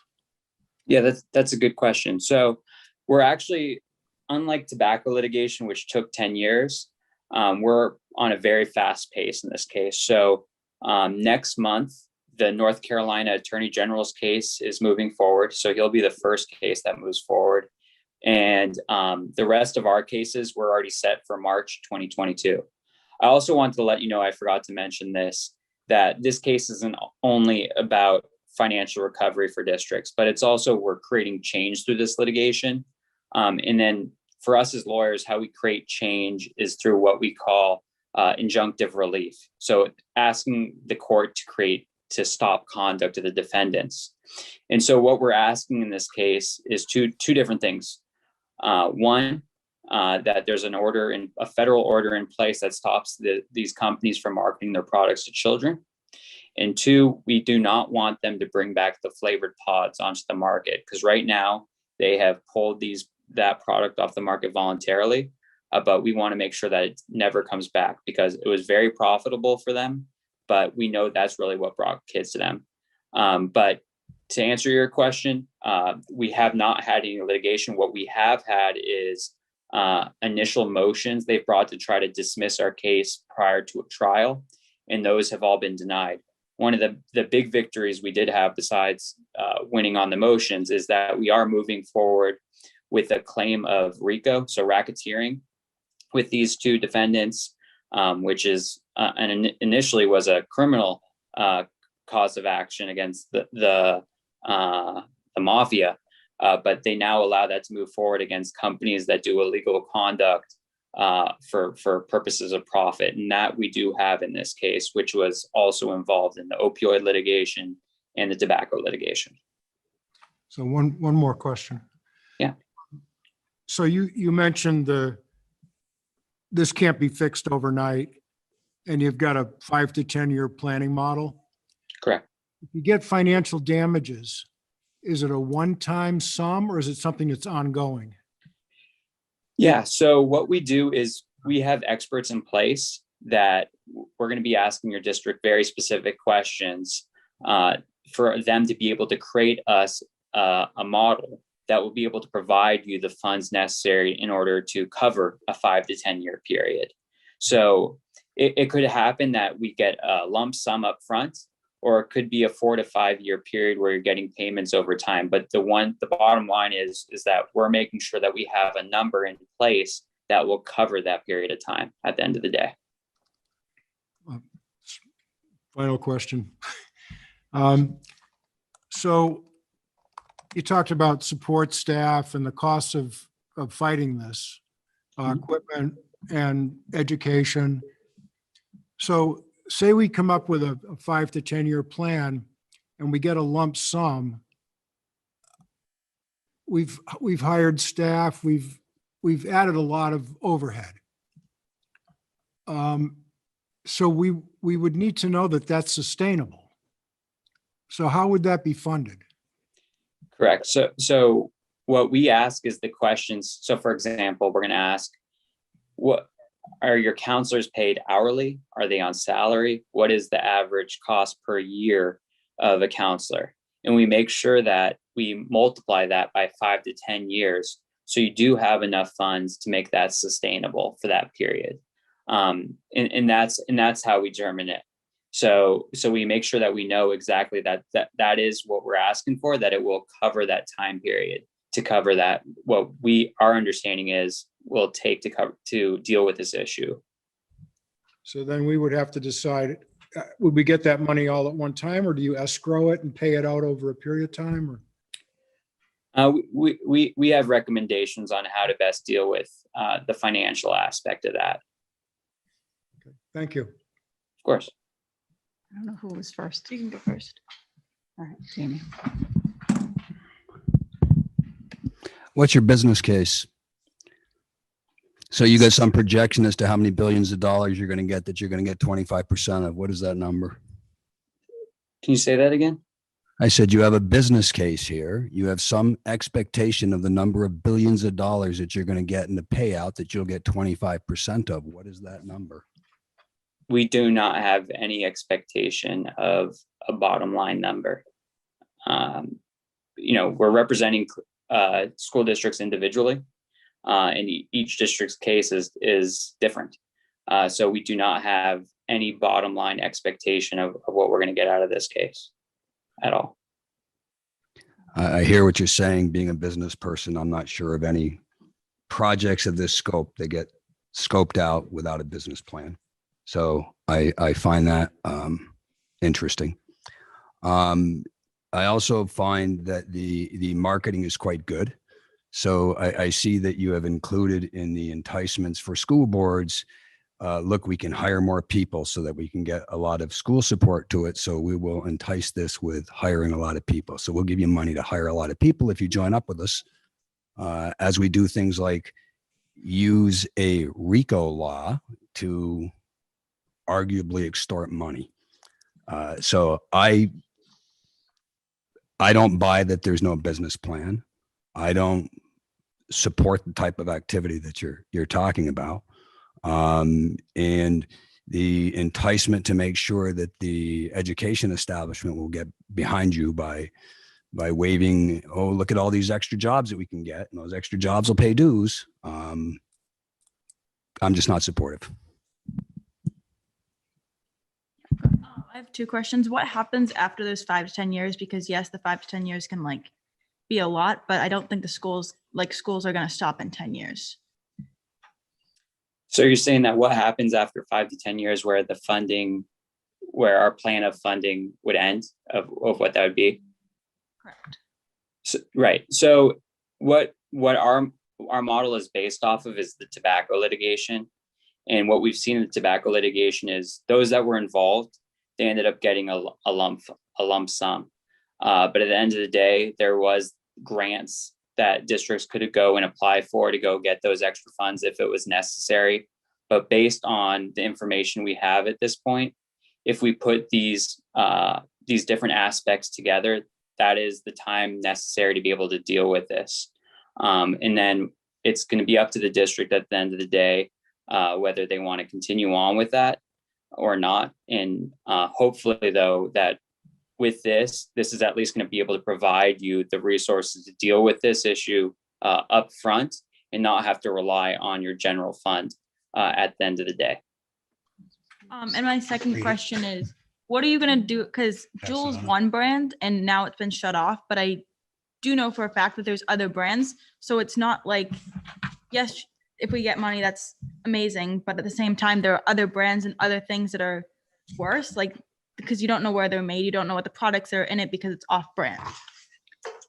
Right. So I know there's these now companies like Puff Bars that have now come out and brought in, try to cover the flavored vape market. At the same time, that's the purpose of the injunctive relief portion of our case, to make sure that the vaping industry is put under control right now. Because right now the FDA is, these companies are all going on without FDA approval. And so the companies that have going through the process, they're working through FDA approval. There is legislation moving forward. And our hope is that this is just one portion of trying to go and get this industry under control, because there is nothing stopping what is going on. And this is just one aspect of how we can get it under control. And because Juul is the biggest player, and they still are the biggest player. Thank you. Any other questions? Okay. Oh, Heather. Do your experts have certain psychoeducation plans in place, or So I'm a clinical social worker by trade. So I know everything you already said, I already knew. Mhm. But are there trainings, curriculums? Are there things that the districts will be getting access to with this court case? Yeah, so that's a great question. So we are working right now with an organization that provides these vaping educational programs, and so we're trying to work on a curriculum that's going to be able to be pushed nationwide to be able to provide that option. Because right now there's nonprofits that that are against vaping that go and do it, but we want to make sure that you have those resources available, the curriculum available to be able to provide to your students and parents, because that is imperative. And we do have every different avenue involved with that. We have superintendents, we have legislators, we have psychologists, we have pulmonologists, we have everyone working together to try to create this curriculum to go and be able to provide those resources together. Thank you.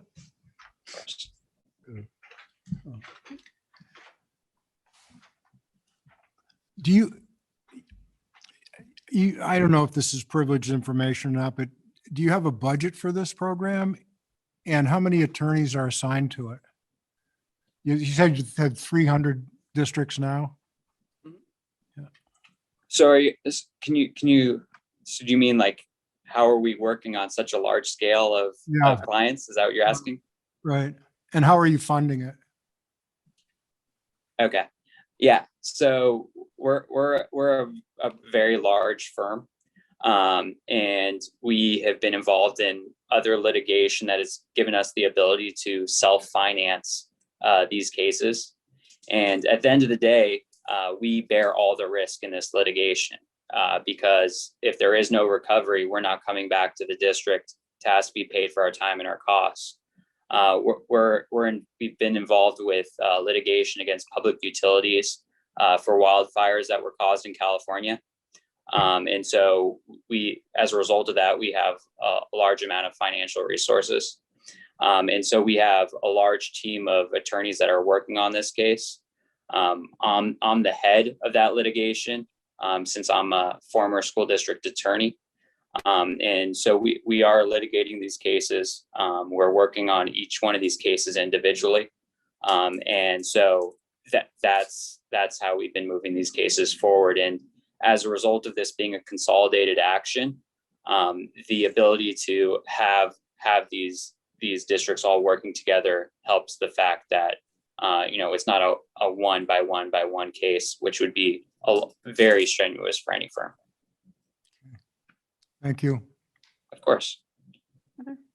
Are there other school districts in New Hampshire that have already joined? Yes. So you're the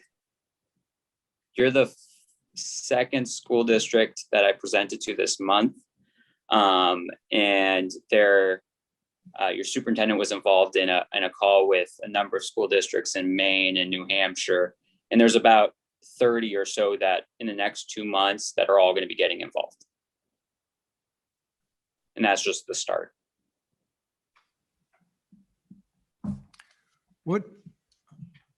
What's the deadline for making a decision on this? Yeah, so I'm glad you asked that question. So because we have a trial set for March 2022, we want to make sure that we're able to get all the information from our clients and not put our clients on a rush to get us all the information we need to be able to provide a proper analysis.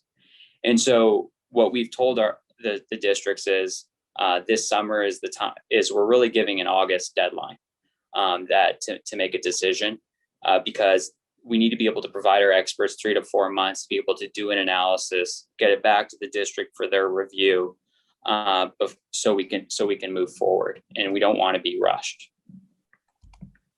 Thank you. Of course. Okay, so I have a quick question. Sorry, Jamie. Oh, go ahead. Can I just ask? So I'm looking through here and under the fees section, I know you just said that August would be kind of when you'd like to have the cutoff for the join date.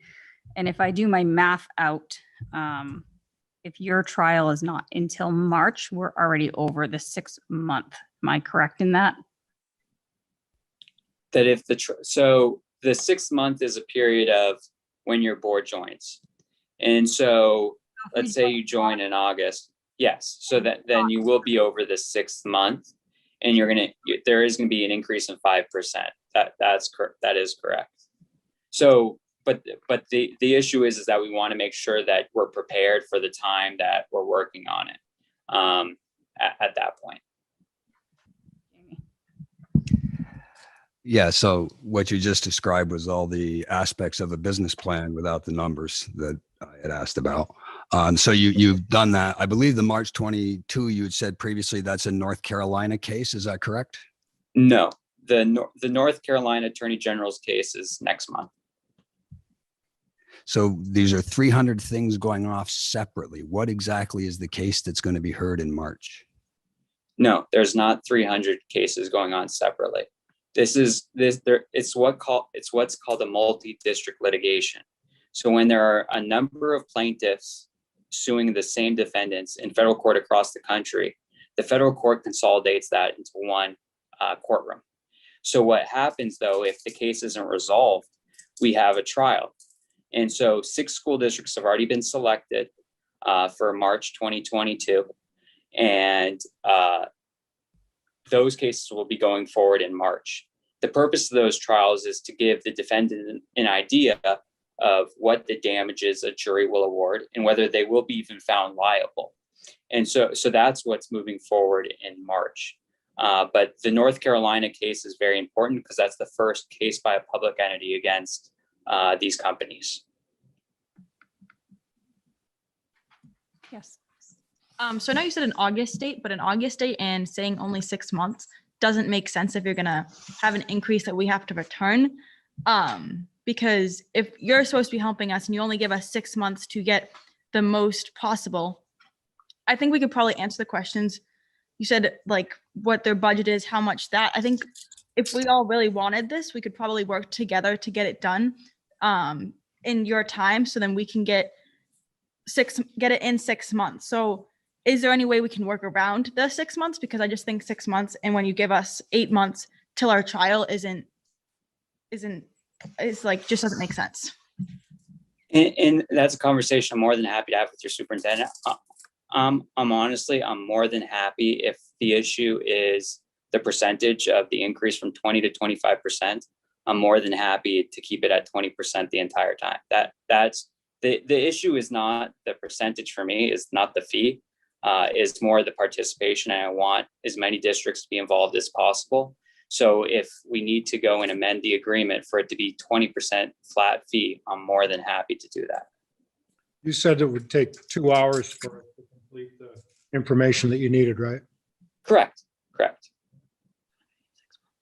That'd be the administration, not the board. Right. Yeah. Yeah. But to answer your question, it's 2 hours. So it wouldn't take 8 Right. months. Okay, thank you. Right. No. And so to go on you, the timing period is based on when the case is resolved. So it is realistic that potentially the case could resolve this fall because of when the trial date is. But if the concern of whether or not your district is going to join is this 5% increase, I'm more than happy to amend the agreement before your superintendent signs off on it to keep it a flat fee of 20%. I have no issue with that.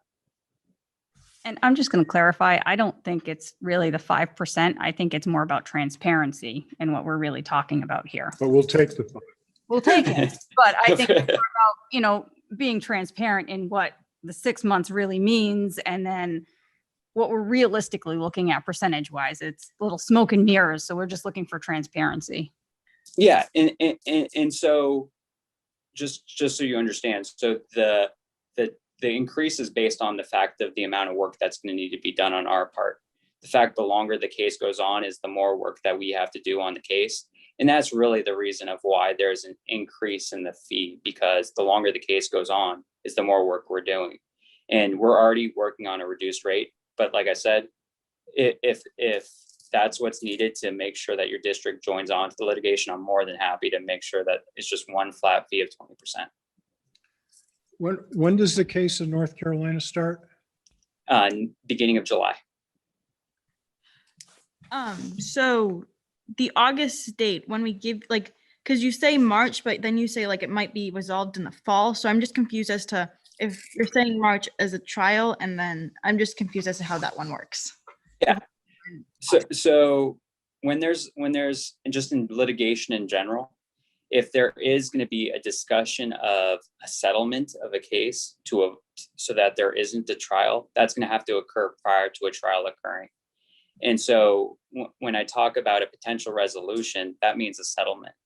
And so that will be a discussion between our firm and the defendants, Jewel and Altria, to occur prior to trial. If not, we're going to trial in March. So that's when I'm talking resolution, I'm talking a settlement prior to trial. Thank you. Any other more? Yeah.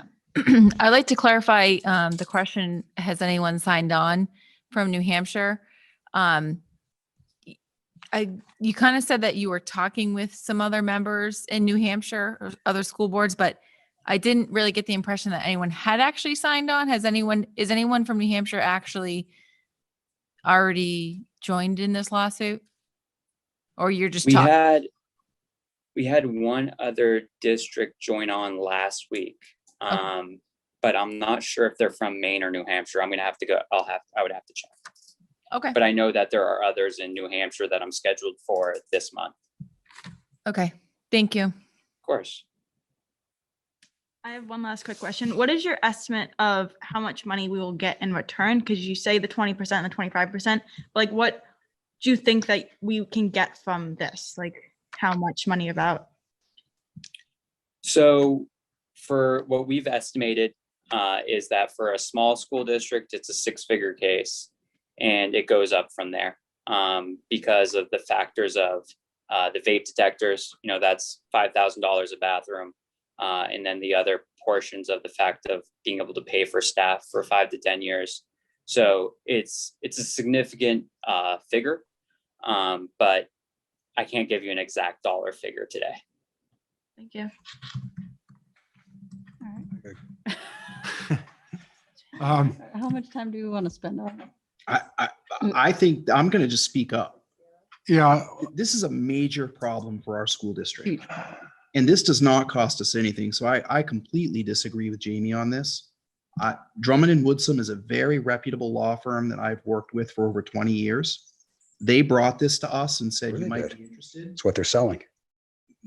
I'm not, the bottom line is I don't agree with you on this, and that's Correct. okay. We have the right to disagree. Yep.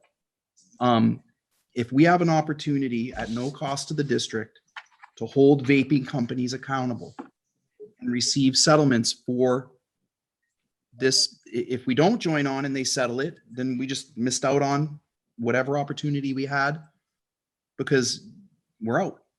So it's fine if you don't want to do it. And I'm not telling you to do it. I'm telling you that I would do it. I am all for holding these vape companies accountable. I know what goes on in the bathrooms.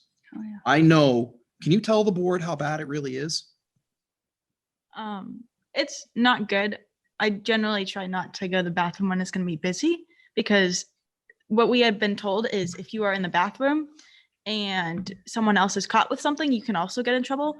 And I feel like that's not fair, but I understand why that is a rule. But so I just try and avoid it. I really don't know how bad it is. I try to avoid that because it's just, I don't need that. Yeah. But that's my personal opinion. Thanks. I've had my daughter who just graduated come to me and say, it's a really, really big problem every time I go in the bathroom. I mean, so I was next until Yeah. before. I'm sorry. Thank you. Thanks for holding me accountable. So I'm concerned about unintended consequences. So you just said a 6-figure settlement for a district our size. That's based on information that we give you. And then you come back to us, if you win, I suppose, with some kind of a plan or a blueprint. Now, it's up to us what aspects and to what degree we sign up to that blueprint, I suppose, right? Or is it not? Or is it Is it some, do we sign an agreement that say we were going to execute this exactly as it's provided to us He said and there's and no- absorb He all said the there's car no accounting. costs? No accounting. We can do with the money as we please, but they would prefer that, they would hope we would use it for the intended, but like, it's Okay. basically our money. I'd like to hear, yeah. Yeah, so number one, there is never a settlement without board approval. It will be, at the end of the day, whatever resolution there is, it's gonna be up to you of whether or not you want to accept that amount, because that's what your right is. And number two, it's gonna be up to the board and the administration of how to use those funds at the end of the day, of how to apportion it on those different issues. And that's the way it will be dealt with. Madam Chair, I'd like to know, just a point of order, when do we stop the questions and get into deliberations? I was wondering the same thing. I'm done. Yes, I'm done. Okay. All right. Tom? Just so everyone knows, to be transparent, this contract says discharge and withdrawal. The client may discharge attorneys at any time. After receiving notice of discharge, the attorney shall stop services on the date and to the extent specified by the notice of discharge and deliver to client all evidence, files, and attorney work product for the action. This includes any computerized indices, programs, and document retrieval systems created and used for the action. The attorneys may withdraw with client's consent or for good cause. Good cause includes the client's breach of this agreement, the client's refusal to cooperate with the attorneys, or any other fact or circumstances that would render the attorney's continuing representation unlawful or unethical. Attorneys may also discharge the client if the client at any time is dishonest with the attorneys or fails to provide the relevant information to the attorneys. So I just want to be clear that this agreement is relatively one-sided. If we get into this and we don't feel like, I texted Jim O'Shaughnessy and said, Jim, what's the deal with this, right? And Jim said, it's an opportunity to potentially receive funds if this is settled. But it's no cost to the district and no obligation. And the way we use the money when we receive it is at our discretion. So I think Jim's question is valid. Are we, by signing on to this, are we saying that we're going to teach the curriculum that they develop? No. Are we saying that we're going to put vape detectors in the bathrooms? Well, I hope so, because that's really what I want for free. But no, you don't have to. Are we going to hire guidance counselors? You don't have to. But it's an opportunity to, I'm willing to go and testify about how bad this is. It is bad. I'm not sugarcoating it. 35%, I think that's low. Mhm. I think we're closer to 50 in this town. That's pretty astonishing. And you don't know necessarily that they're just smoking. Look at tobacco. look at our youth risk behavior survey. Almost every single discipline issue that I deal with involves vaping at some point in the situation, or drugs, marijuana in these vape cartridges. This is serious. And I do not agree that this is a sham. I don't at all. This is an opportunity to deal with this. I would offer to be one of the 6 if I had gotten in early enough. I want to testify about what this is doing to my kid in his school. I want to testify what this is doing to your kids. When kids are afraid to go to the bathroom, you think they care about math? Let's get real. It's serious. So if we don't sign on to this, no problem. But when you say to me, bring you something creative to try to help solve a problem, this is it. This is one of the examples. When Jim sent this to me, I jumped on it. And I get all kinds of stuff like this all the time that I just in the can. You know what I mean? I feel like it'd be a mistake to pass this up, and I'm just going on record as the superintendent that I think passing this up's a mistake, and that's all I'll say. Is that the only agreement they're asking for? Yeah, it's a direct agreement that says basically they will litigate this, and if they lose, they get nothing, and if they win, according to the attorney on the call, that they would modify this and send it to me again, and it would be 20%. I don't have any problems with it. I know me. I know what I'm going to say to them and how persuasive I am. I mean, I'm certainly comfortable going for it. I will tell you from a public health approach, this is extremely concerning and extremely detrimental to our kids. we have more kids addicted to vapes. And as he had said, that it is 2 packs of cigarettes and 1 vape. And these kids are doing about 6 cartridges a day minimum. So it very much is a public health issue at this point. I want to see these companies stop advertising this to our kids and stop selling these flavored pods that get them addicted like that. This is it's a health crisis for our country. And I think, just to add my 2 cents worth, I know we are a cynical bunch, and I apologize. We like to ask Oh, all he's the used to really it. hard questions. But I would like to add here that if we go on record and we do participate in this, I feel like it will give us more backing when we say we really truly are cracking down on vaping in our bathrooms. It's not just talk, there's action behind it. You know, I think that may help in that area as well. Because we're not just going to say we care, we're going to say we want to stop it. We're actually doing something to try and make this huge problem stop. So. Since Jewel is not selling the flavored pods anymore, what are we going to do about the other companies that are selling stuff like Puff Bars and stuff like that? I know they're very popular. So what are we going to do about that? Because yes, it's stopping this and we're getting money in return, but it's not stopping the issue that really lies at the moment.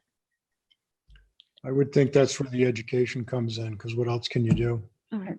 Well, I'd like to hear from the attorney what will, if Jewel is told to stop marketing to children and Jewel is told that they can't continue to sell the flavor pods, because at this point they are allowed to. So if this works is what you mean, right? Like if this, can you explain how is that transferable to other companies once that ruling has been had? Yeah, so what you'll see in this case is that this is going to create a standard going forward, and that if Jewel, Altria, whatever happens to them in this case, if they end up having to pay money as a result of their actions in this case, these other companies, this is going to kind of set the line for this is what you're going to have to deal with going forward. We are still investigating these other companies that you're talking about that are providing these products on the market now that Jewel has stopped it, to see if their conduct would create liability on themselves. But there is, every state is looking at working on banning these other flavored pods. The FDA is in conjunction with what we're doing, they're working on dealing with this issue of flavored vapes.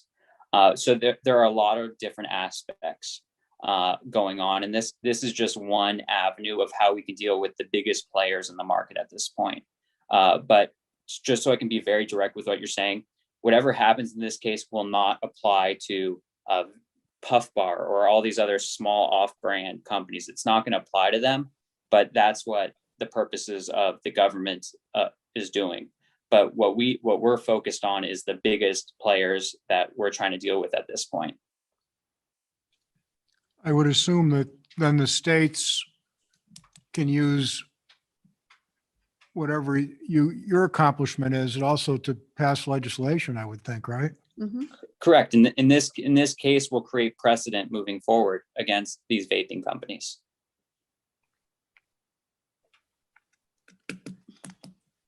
Madam Chair, I'd like to make a motion that we stop asking questions and deliberate, please. Yes, Second. Okay. All right. All in favor? I raise my hand? Yes, absolutely. All right. So then I will move a motion. I move to approve the school district's participation as a plaintiff in the mass action lawsuit against Jewel Labs Incorporated, and to authorize the superintendent to take the action necessary for the school district to file claims in the mass action lawsuit. Second. Okay. Any discussion? Jamie? Thank you. I listened to Tom read the agreement, and the agreement can be broached by the attorneys if we're not honest in our responses. We just got outlined a business plan. When I asked about a business plan, I was told there's not one that exists. We just got outlined an estimate of what each one of these districts could be able to achieve somewhere in the 6 digits significantly. So if you can do math and you know you got 300 things and you got 300 districts plus, and you're rapidly recruiting through the summer to increase your number of districts, you got a target, you know, understand what your payouts are going to be, you know how much money's coming in. RICO gives you treble damages in addition to punitive damages. So you're talking about billions of dollars is what we're after here. So Jocelyn, you made the comment about, well, you're in this to help us. No, dear child, this is about money. This is all it's about. And so from a board perspective, it's about, wow, we get free money and we don't have to do anything if we get free money. From the attorney's perspective, it's we get to become real rich. So we have a business that's been in these investigations and these lawsuits. That's part of what we do. That's why we have a big business, and that's why we have a lot of money to self-finance this. This is their business. This is a business case. So I asked that question first, and I was told no such business case exists. And then I was described a business case, but none of the numbers were provided. So I do believe a business case exists. I understand the lure of free money. We talk about we want to do something. The appropriate democratic methodology of changing laws is to pass laws.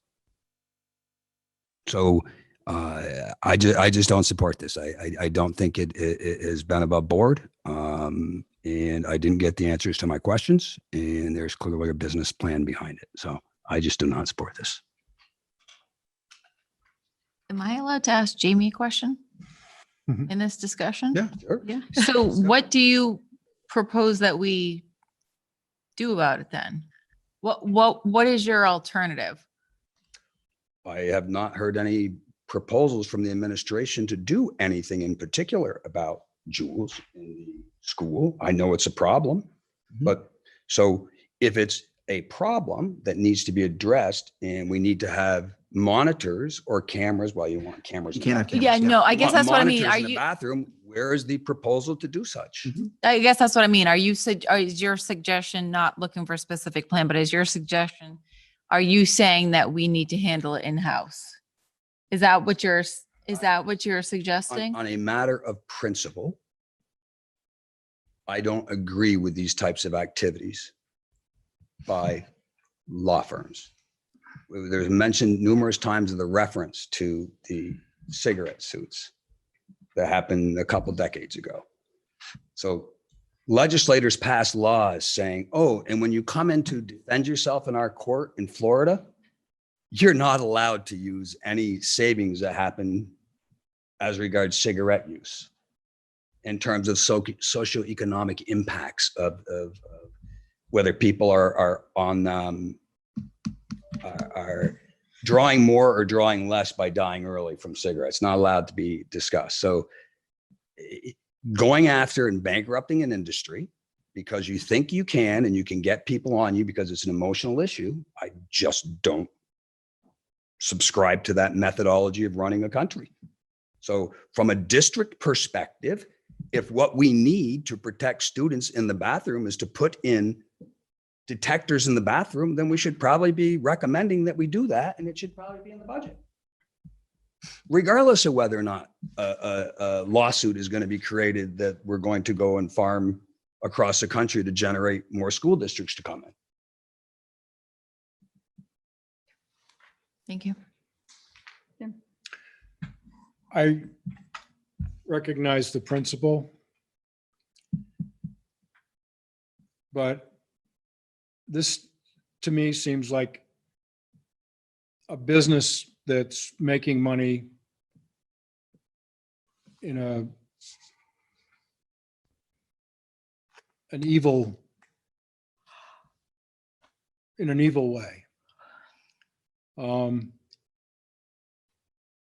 Law firms like this have, they've gone after the lead paint industry. My problem with the result of that is the landlords are still on the hook for the mitigation. They should have gone after the paint companies and they made the paint companies pay for the mitigation. The tobacco companies, I think that's been a positive thing. People have, the numbers that have been addicted to smoking have gone way down. And so there's a value to what these firms do. There's a lot of firms that are simply out, just like a lot of venture capital firms. They'll just take a company over, they'll strip it, and they'll take whatever they can and pay out the equity to their principals or their stockholders. I don't see this in that way. I see this as having a public health benefit. I am concerned about what Jamie raised is the bright shiny object of $1 million or 6 figures or whatever it is. That's going to have to be very carefully planned if we ever see it. The program that goes into that is going to have to be something that can be done in a way that we can see how it can work, and we can see an end to it. Because what happens with a lot of these things is you build up a bureaucracy, and then you're expected to fund that bureaucracy forever. And that's not a situation that a district our size can support. So there, with caution, my opinion is we should go ahead with this. I am concerned about the agreement to some degree, because if it's not a reputable firm, they could cut us out of it for any made up reason. But you've got Jim Shaughnessy backing him up. I'll have him read the agreement before Yeah. I do anything. I mean, of course, I've read it, but I read it through a lens. But I want to be clear that the first step is the board authorizes me to work on this. Right. Then I start negotiating with Attorney Shinoff, and I have checked in with Jim, and he feels relatively confident, but I would want him to read this agreement because I'm not signing anything without him checking it out. And I also want to talk with Attorney Shinoff about my passion around this, which is I don't get anything out of this except spending equity with my board on something. Right? I mean, I just spend equity with you saying I don't agree, but it doesn't mean that we don't. Well, you may get a solution to a big problem. Well, I look, all I want is for kids to stop doing this stuff. Yeah. And I'm willing to go to bat for this. That's all I'm saying to you. I don't get a thing out of this, but if we get funds, then we have to decide what to do with them. And that sustainability piece. So I Right. just want to be clear that it doesn't settle without board approval, and it doesn't settle with the money doesn't get spent without board approval. I also think that there can be a certain amount of altruism to what the firm is doing. And I hope that that's what I'm hearing from you. I understand that there's also multi-billions of dollars at stake, but I don't have a problem with people making billions of dollars doing something that's worthwhile. I mean, that's capitalism. So that's pretty much what I come down on. Okay. So we keep saying that it's a big issue at the moment. Are we going to try and put because we have 4 high school bathrooms, and I figured that would be like the first point of concern, because I think we'd want to hope that the middle schoolers don't do it, but we all know that some do. But I think we'd want to start with the high school where we feel like our main target is. Would we start before they have money? Because he said it was around $5,000 times 4, which is about $20,000, which is a lot of money. But if we feel like it's a big issue, would we still do it if we don't get any money, or before he gives us because we keep saying it's a big issue, but then I just don't. Jamie. So I would just want to comment to my good friend, Mr. Baker, about we're dealing with an evil company here. Lest he forget, there's a lot of people that think landlords are evil. That's true. There's a lot of people that Some of think them are. oil companies are evil. There's a lot of people that think conservatives are evil. It's a very slippery slope if we're going to use law firms to go after with RICO charges anybody that is deemed evil by somebody else. It's true. I just want to make a comment.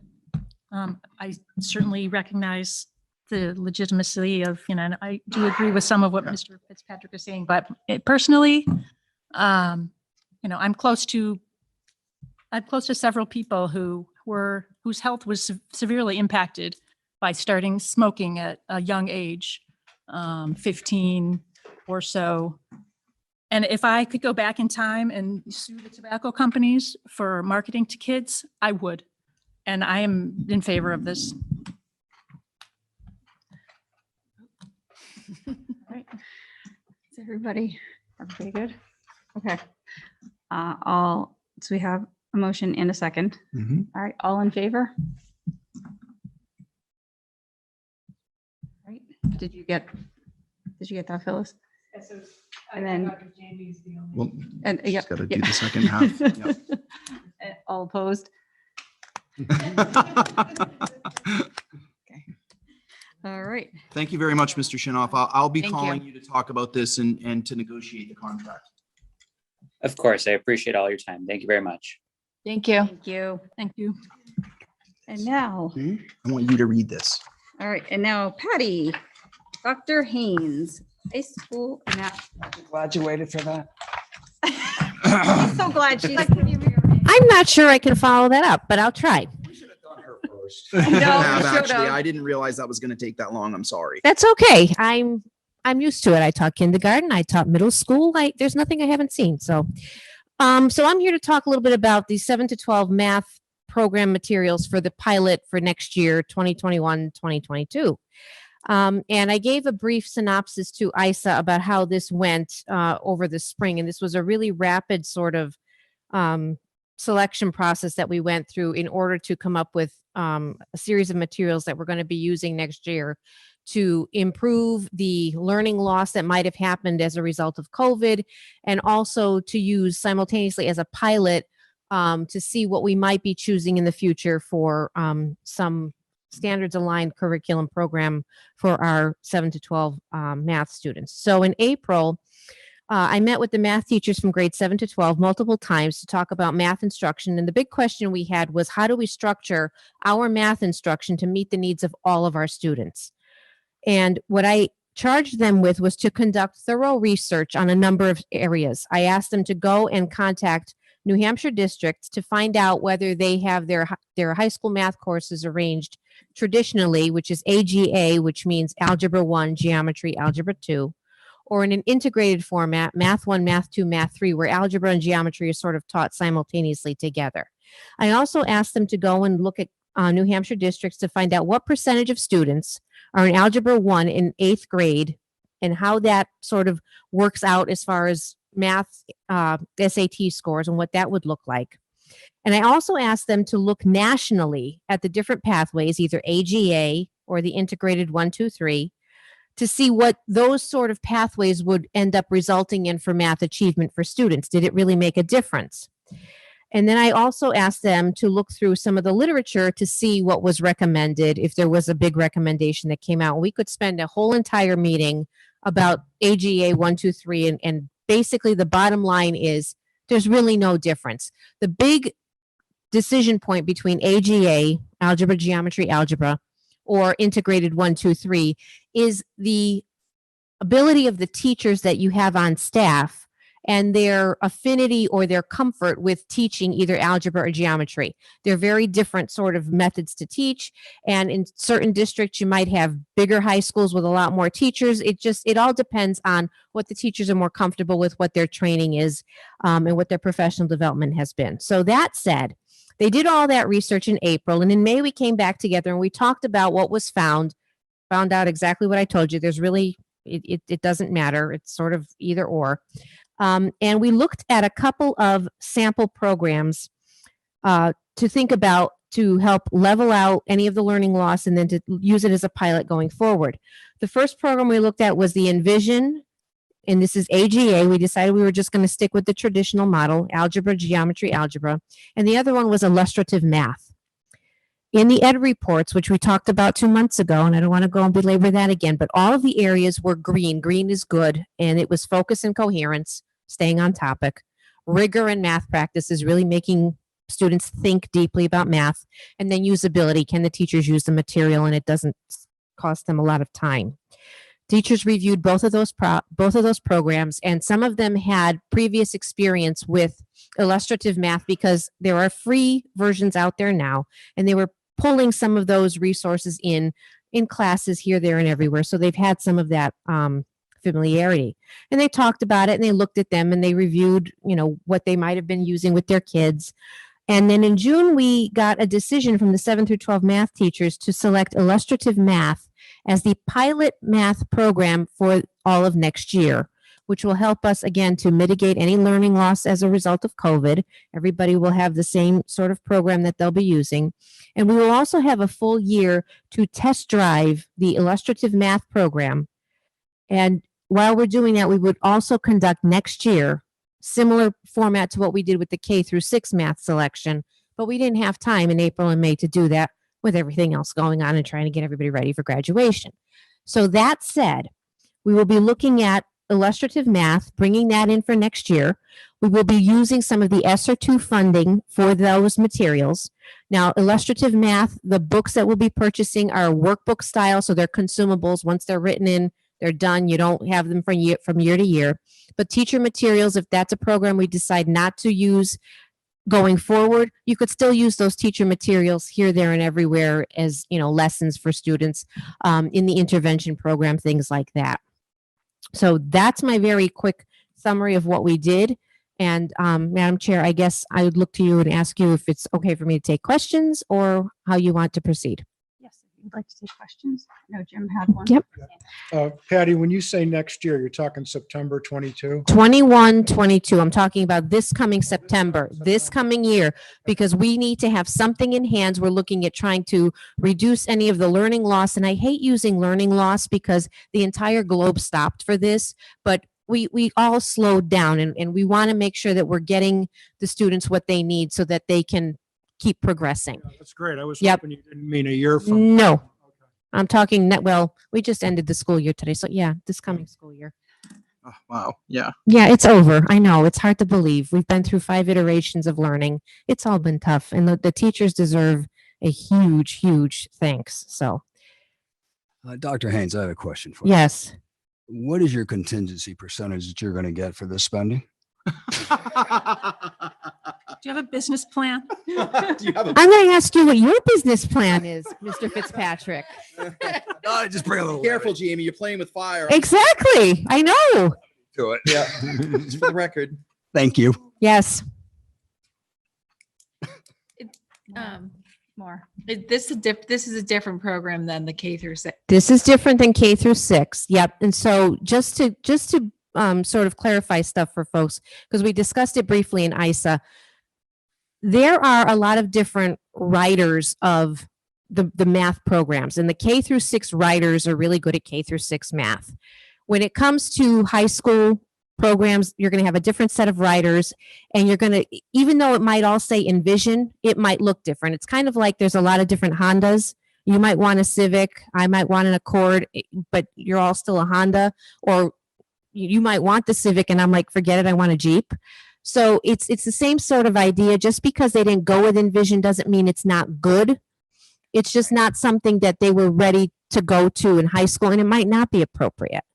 And I kind of made a comment during ISA, we're not buying China. We don't have to match all the plates. So it might be different at the high school than it is at the middle school than it is at elementary. So it's, yeah.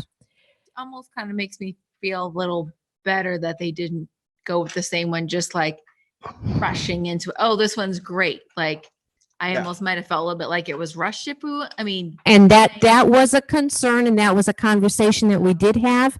And I really pushed them to go back and really look and just, play around and see what was available. And these were the ones that were available to us on such a quick turnaround.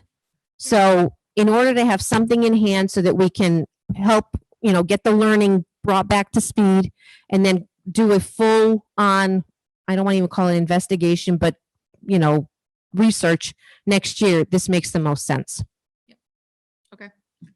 Is that writers with a R and a D or a W and a T?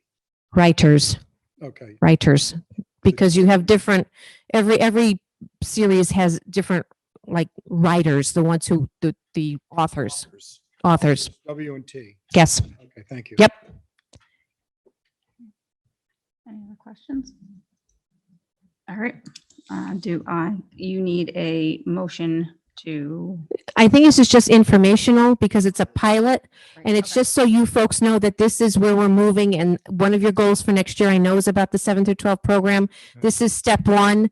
And the nice thing is we're test driving it for a year. Yeah. If we hate it in, October, we don't need to stay with it.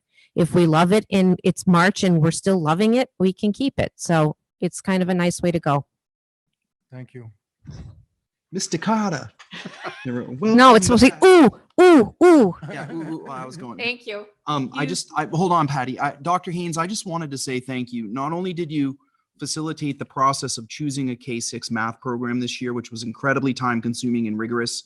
When I asked you to work with the high school team was so excited by what happened at K-6, they wanted to meet.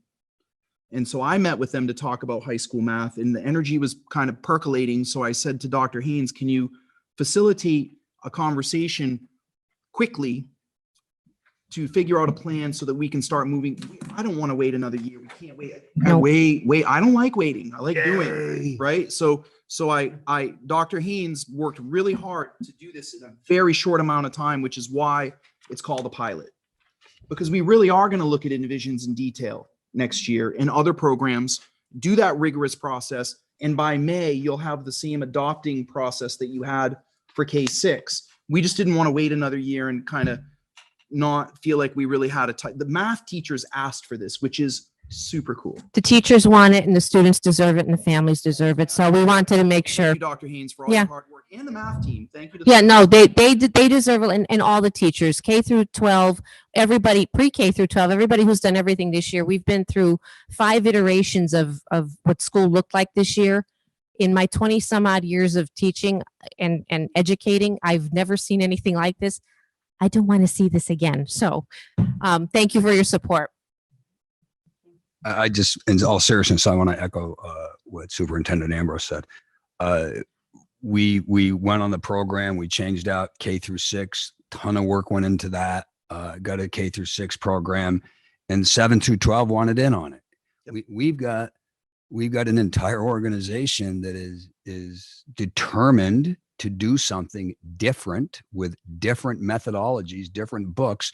I encourage people to go back and look at the video of the ISA meeting. It went a bit long today, but a lot of good information about what can we do different next year? What can we do in the high school? What are different parameters we can use? What do we do with the curriculum? And this is generating, a lot of this is generating up from the teachers saying, basically, yeah, we see things that need to change. And so we've got the buy-in. If you look at the board goals that we adopted last time and the ISA goals kind of mirrored those, there's an awful lot of activity to change the trajectory in the energy that's being generated in what Dr. Haynes is doing to bring the teachers in to help drive this. Because in the end, what's happening in the classrooms are the teachers and the instructions that they can coordinate together. So I just want to also say thank you. And this is precisely what we need to be doing to drive for better results and for our students. So thank you. Hi, Patty. Thank you. Thanks, Patty. Patty. All right, contingency funds. So I just want to say for the public part of this, because what happens annually is what we've done in the last few years is we've reserved monies in a contingency fund that get returned back to the taxpayers 1 year later, just in case we have an emergency financially as a district. That amount that will go back to the taxpayers this year is $569,245. We estimate today, and granted, there's a big payroll next week, so this is truly an estimate, that including those funds will have $3,005,000 to return to taxpayers at the end of the year, but it is an estimate and it can change quite a bit. Having said that, it's now time for us to have a conversation about next year's contingency fund, which is 2.5%, and that amount is $545,000, $545,012. So I'm asking for a motion to retain that contingency fund for 1 more year with the expenses that we discussed earlier this evening and a few other additional expenses. We are looking to give back $1.8 million to the taxpayers at the conclusion of this school year, roughly. If the paving doesn't happen, it'll go up a little bit. If the paving happens, it'll stay the same. It's all estimates at this point. And so I'm asking for a motion to withhold the $545,012 with the awareness that we have a significant amount of money to return to our taxpayers this year, in large part because we haven't filled positions due to COVID in the intervention program. That's a big piece in the insurance. We've saved on insurance. We've done a really good job. I'm sorry. Or do we need to do a motion first? Someone could do a motion in a second for All right, a discussion. motion to approve. Okay, I'll second. thank you. Discussion? Um, Hold on, more. oh, Just to yeah. clarify, so the 544,000, the contingency funds that you're talking about keeping are different than what we are giving back. We're going to be giving back the contingency funds that we held back last year. Yes, Those are given back because we didn't need them. we legally have to give those back, but you're talking about a new contingency fund for this year. Yes, so we withheld,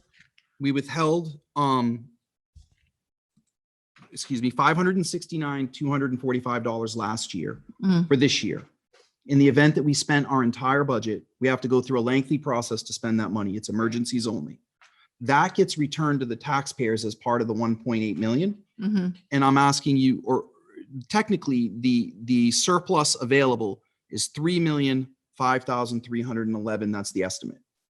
Within that is that 569,000 that we withheld for the 2021 school year. Oh, yeah. Okay. Now what I'm saying is we should, and I'm recommending that you withhold 545,12 because that's 2.5% of the current budget. Okay. And then what will happen is that money, provided that we don't have any significant emergencies, will go back to the community. It just delays when it's returned. Mhm. There's a process for spending that money. And for transparency, I want to make sure that the board and community understands that that money can only be spent in a significant emergency with a public hearing and full school board approval. It's not just in a fund that can be used for anything willy-nilly. There's a very significant process because ultimately our hope would be that it's only used for a dire emergency. And the type of emergency that I would think of is like when the roof collapsed on the middle school if it wasn't covered by insurance. It was. But I'm saying that it's got to be pretty significant, right? So I think that considering that we have 1.8 million roughly to give back, that it would be prudent to withhold the 545 again. I'm not sure which one of you was Oh. first. Jim. Okay, so there's currently a $3 million surplus. Mhm. If we hold the 545,000, Mhm. that's a $2,550,000 surplus. That's correct. What's the difference between the 1.8 and the 2.5? Jamie knows it. Jamie. That's what I was going to do. Let Okay. Jamie, I So- don't want to steal your thunder. I already. Yeah. So when Superintendent Ambrose said the 3 million, I'm like, well, people heard me say 1.8 million. Where'd the other money go? Right. Mhm. So Mr. Baker just asked that question. So the reconciliation is there's 3 million. How do you get down to the 1.8 million? And this is how you get down to the 1.8 million. There was a $260,000 one-time special education charge, the 545,000 that we're talking about for a contingency fund. And then the boiler and the pumps are 300,000 plus. And then the pavement, which might come back, is about 100,000 plus the camera is 25,000. And when you add all those together, that's how you're going from the 3 million to the 1.8, potentially 1.9, depending on what happens with the paving. So that's what I raised my hand to just step through that. Thank you. Thank you, Thank Jamie. you. Thanks, Jamie.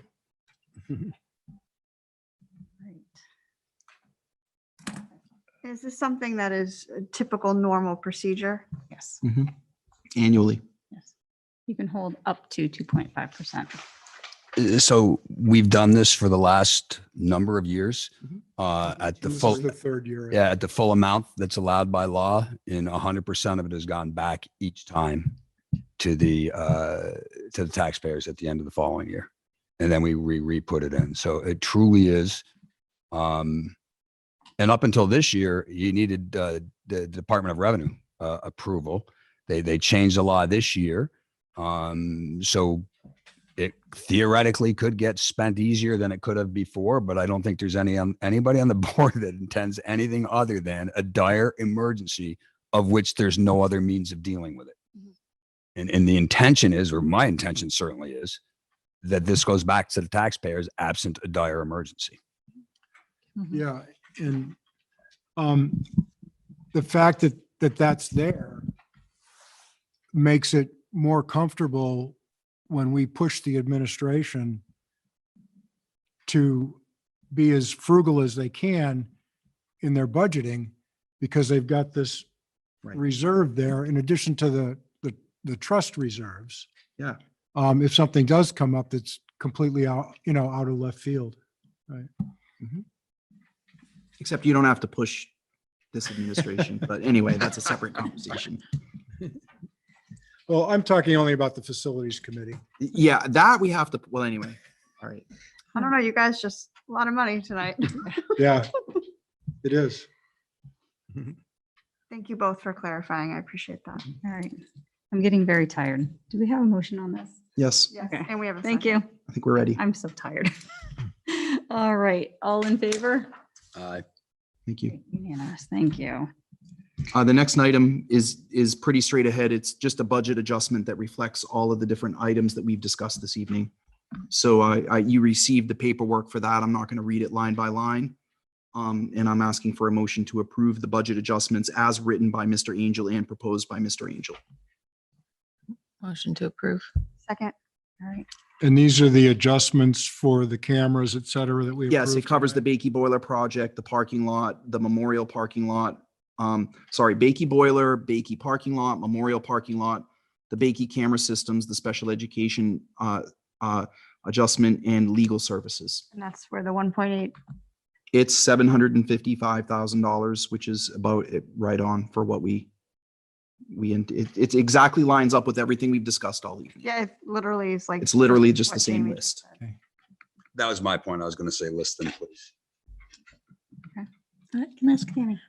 Weren't there warrant articles to put money in a couple different funds? Do we have to? Yes, vote on that those? is, That's funded. that's funded. That happens automatically because it was a voter approved warrant article. That's removed to get to the $3 million of unexpended Okay, funds. so Yeah, that's it's already in. before this. 100,000, 50,000 and two different. Oh, I see warrant them in articles. here. Yeah, I see Yeah. those lines in here. Thank you for asking, though. That's good to be transparent about. So we are doing that. Yes, we Correct. are. That happened already because it was voted on by the voters, and that's why it hasn't been brought up this evening. Thank you. Anything else? All right. All in favor? Aye. All right. Unanimous. All right. Thank you. All right. Second public comment. Hi, Annie Collier Newton. There were a couple of things that I wish you had chosen to spend some year-end money on, even though I'm very much against that idea. There's some really serious deferred maintenance. One of them is at Memorial School, where the playground has 1 inch of chips. When I stand, I'm 5'10". When I stand at the measuring thing for height, I measure 5'2". There's supposed to be 9 inches of chips there. And particularly around some of the climbing and sliding apparatus, I think doing the swing area would be more problematic. There's another climbing apparatus that appears to have quite a few chips that have been added more recently. But in that particular area with 1 inch of chips, it's a dangerous situation. Mr. Cotta, we already ordered the chips. It wasn't even, it's being done. Okay, Given expenses, you'd think, I'm sorry I didn't get back to you on that. all right. Reached out to me and asked, and I apologize. It's not at this level. It's Okay. we have the means within the organic budget to take care of that, and it is a legitimate. Yes, that's good, because Sorry. when I was on the Newton Rec, we had like 3 inches of sand with a 3-meter slide, and we took the slide out. I mean, this was just asking for a problem. So I'm so grateful. Thank you. The slide was garbage anyway, right? Actually, it wasn't, Oh, it wasn't? but it needed 24 inches of sand under it, for the We're on it. I protocols. promise. Anyway, the second thing is what was discussed with the whole vape situation. And when you're talking about how serious this is and everything else, I question why you're deferring getting vape detectors in the bathrooms. We're not. I'm going to just address this openly because it came up and I didn't want to belabor it. you'll be seeing proposals about vape detectors soon. They are expensive. They are, we're talking about $30,000 or $40,000 because it's not just buying the units, it's installing them. And then it's setting up the software to monitor them. And then it's the manpower to go in there every single time they go off. So I need time with my team to work on that and put together a budget proposal.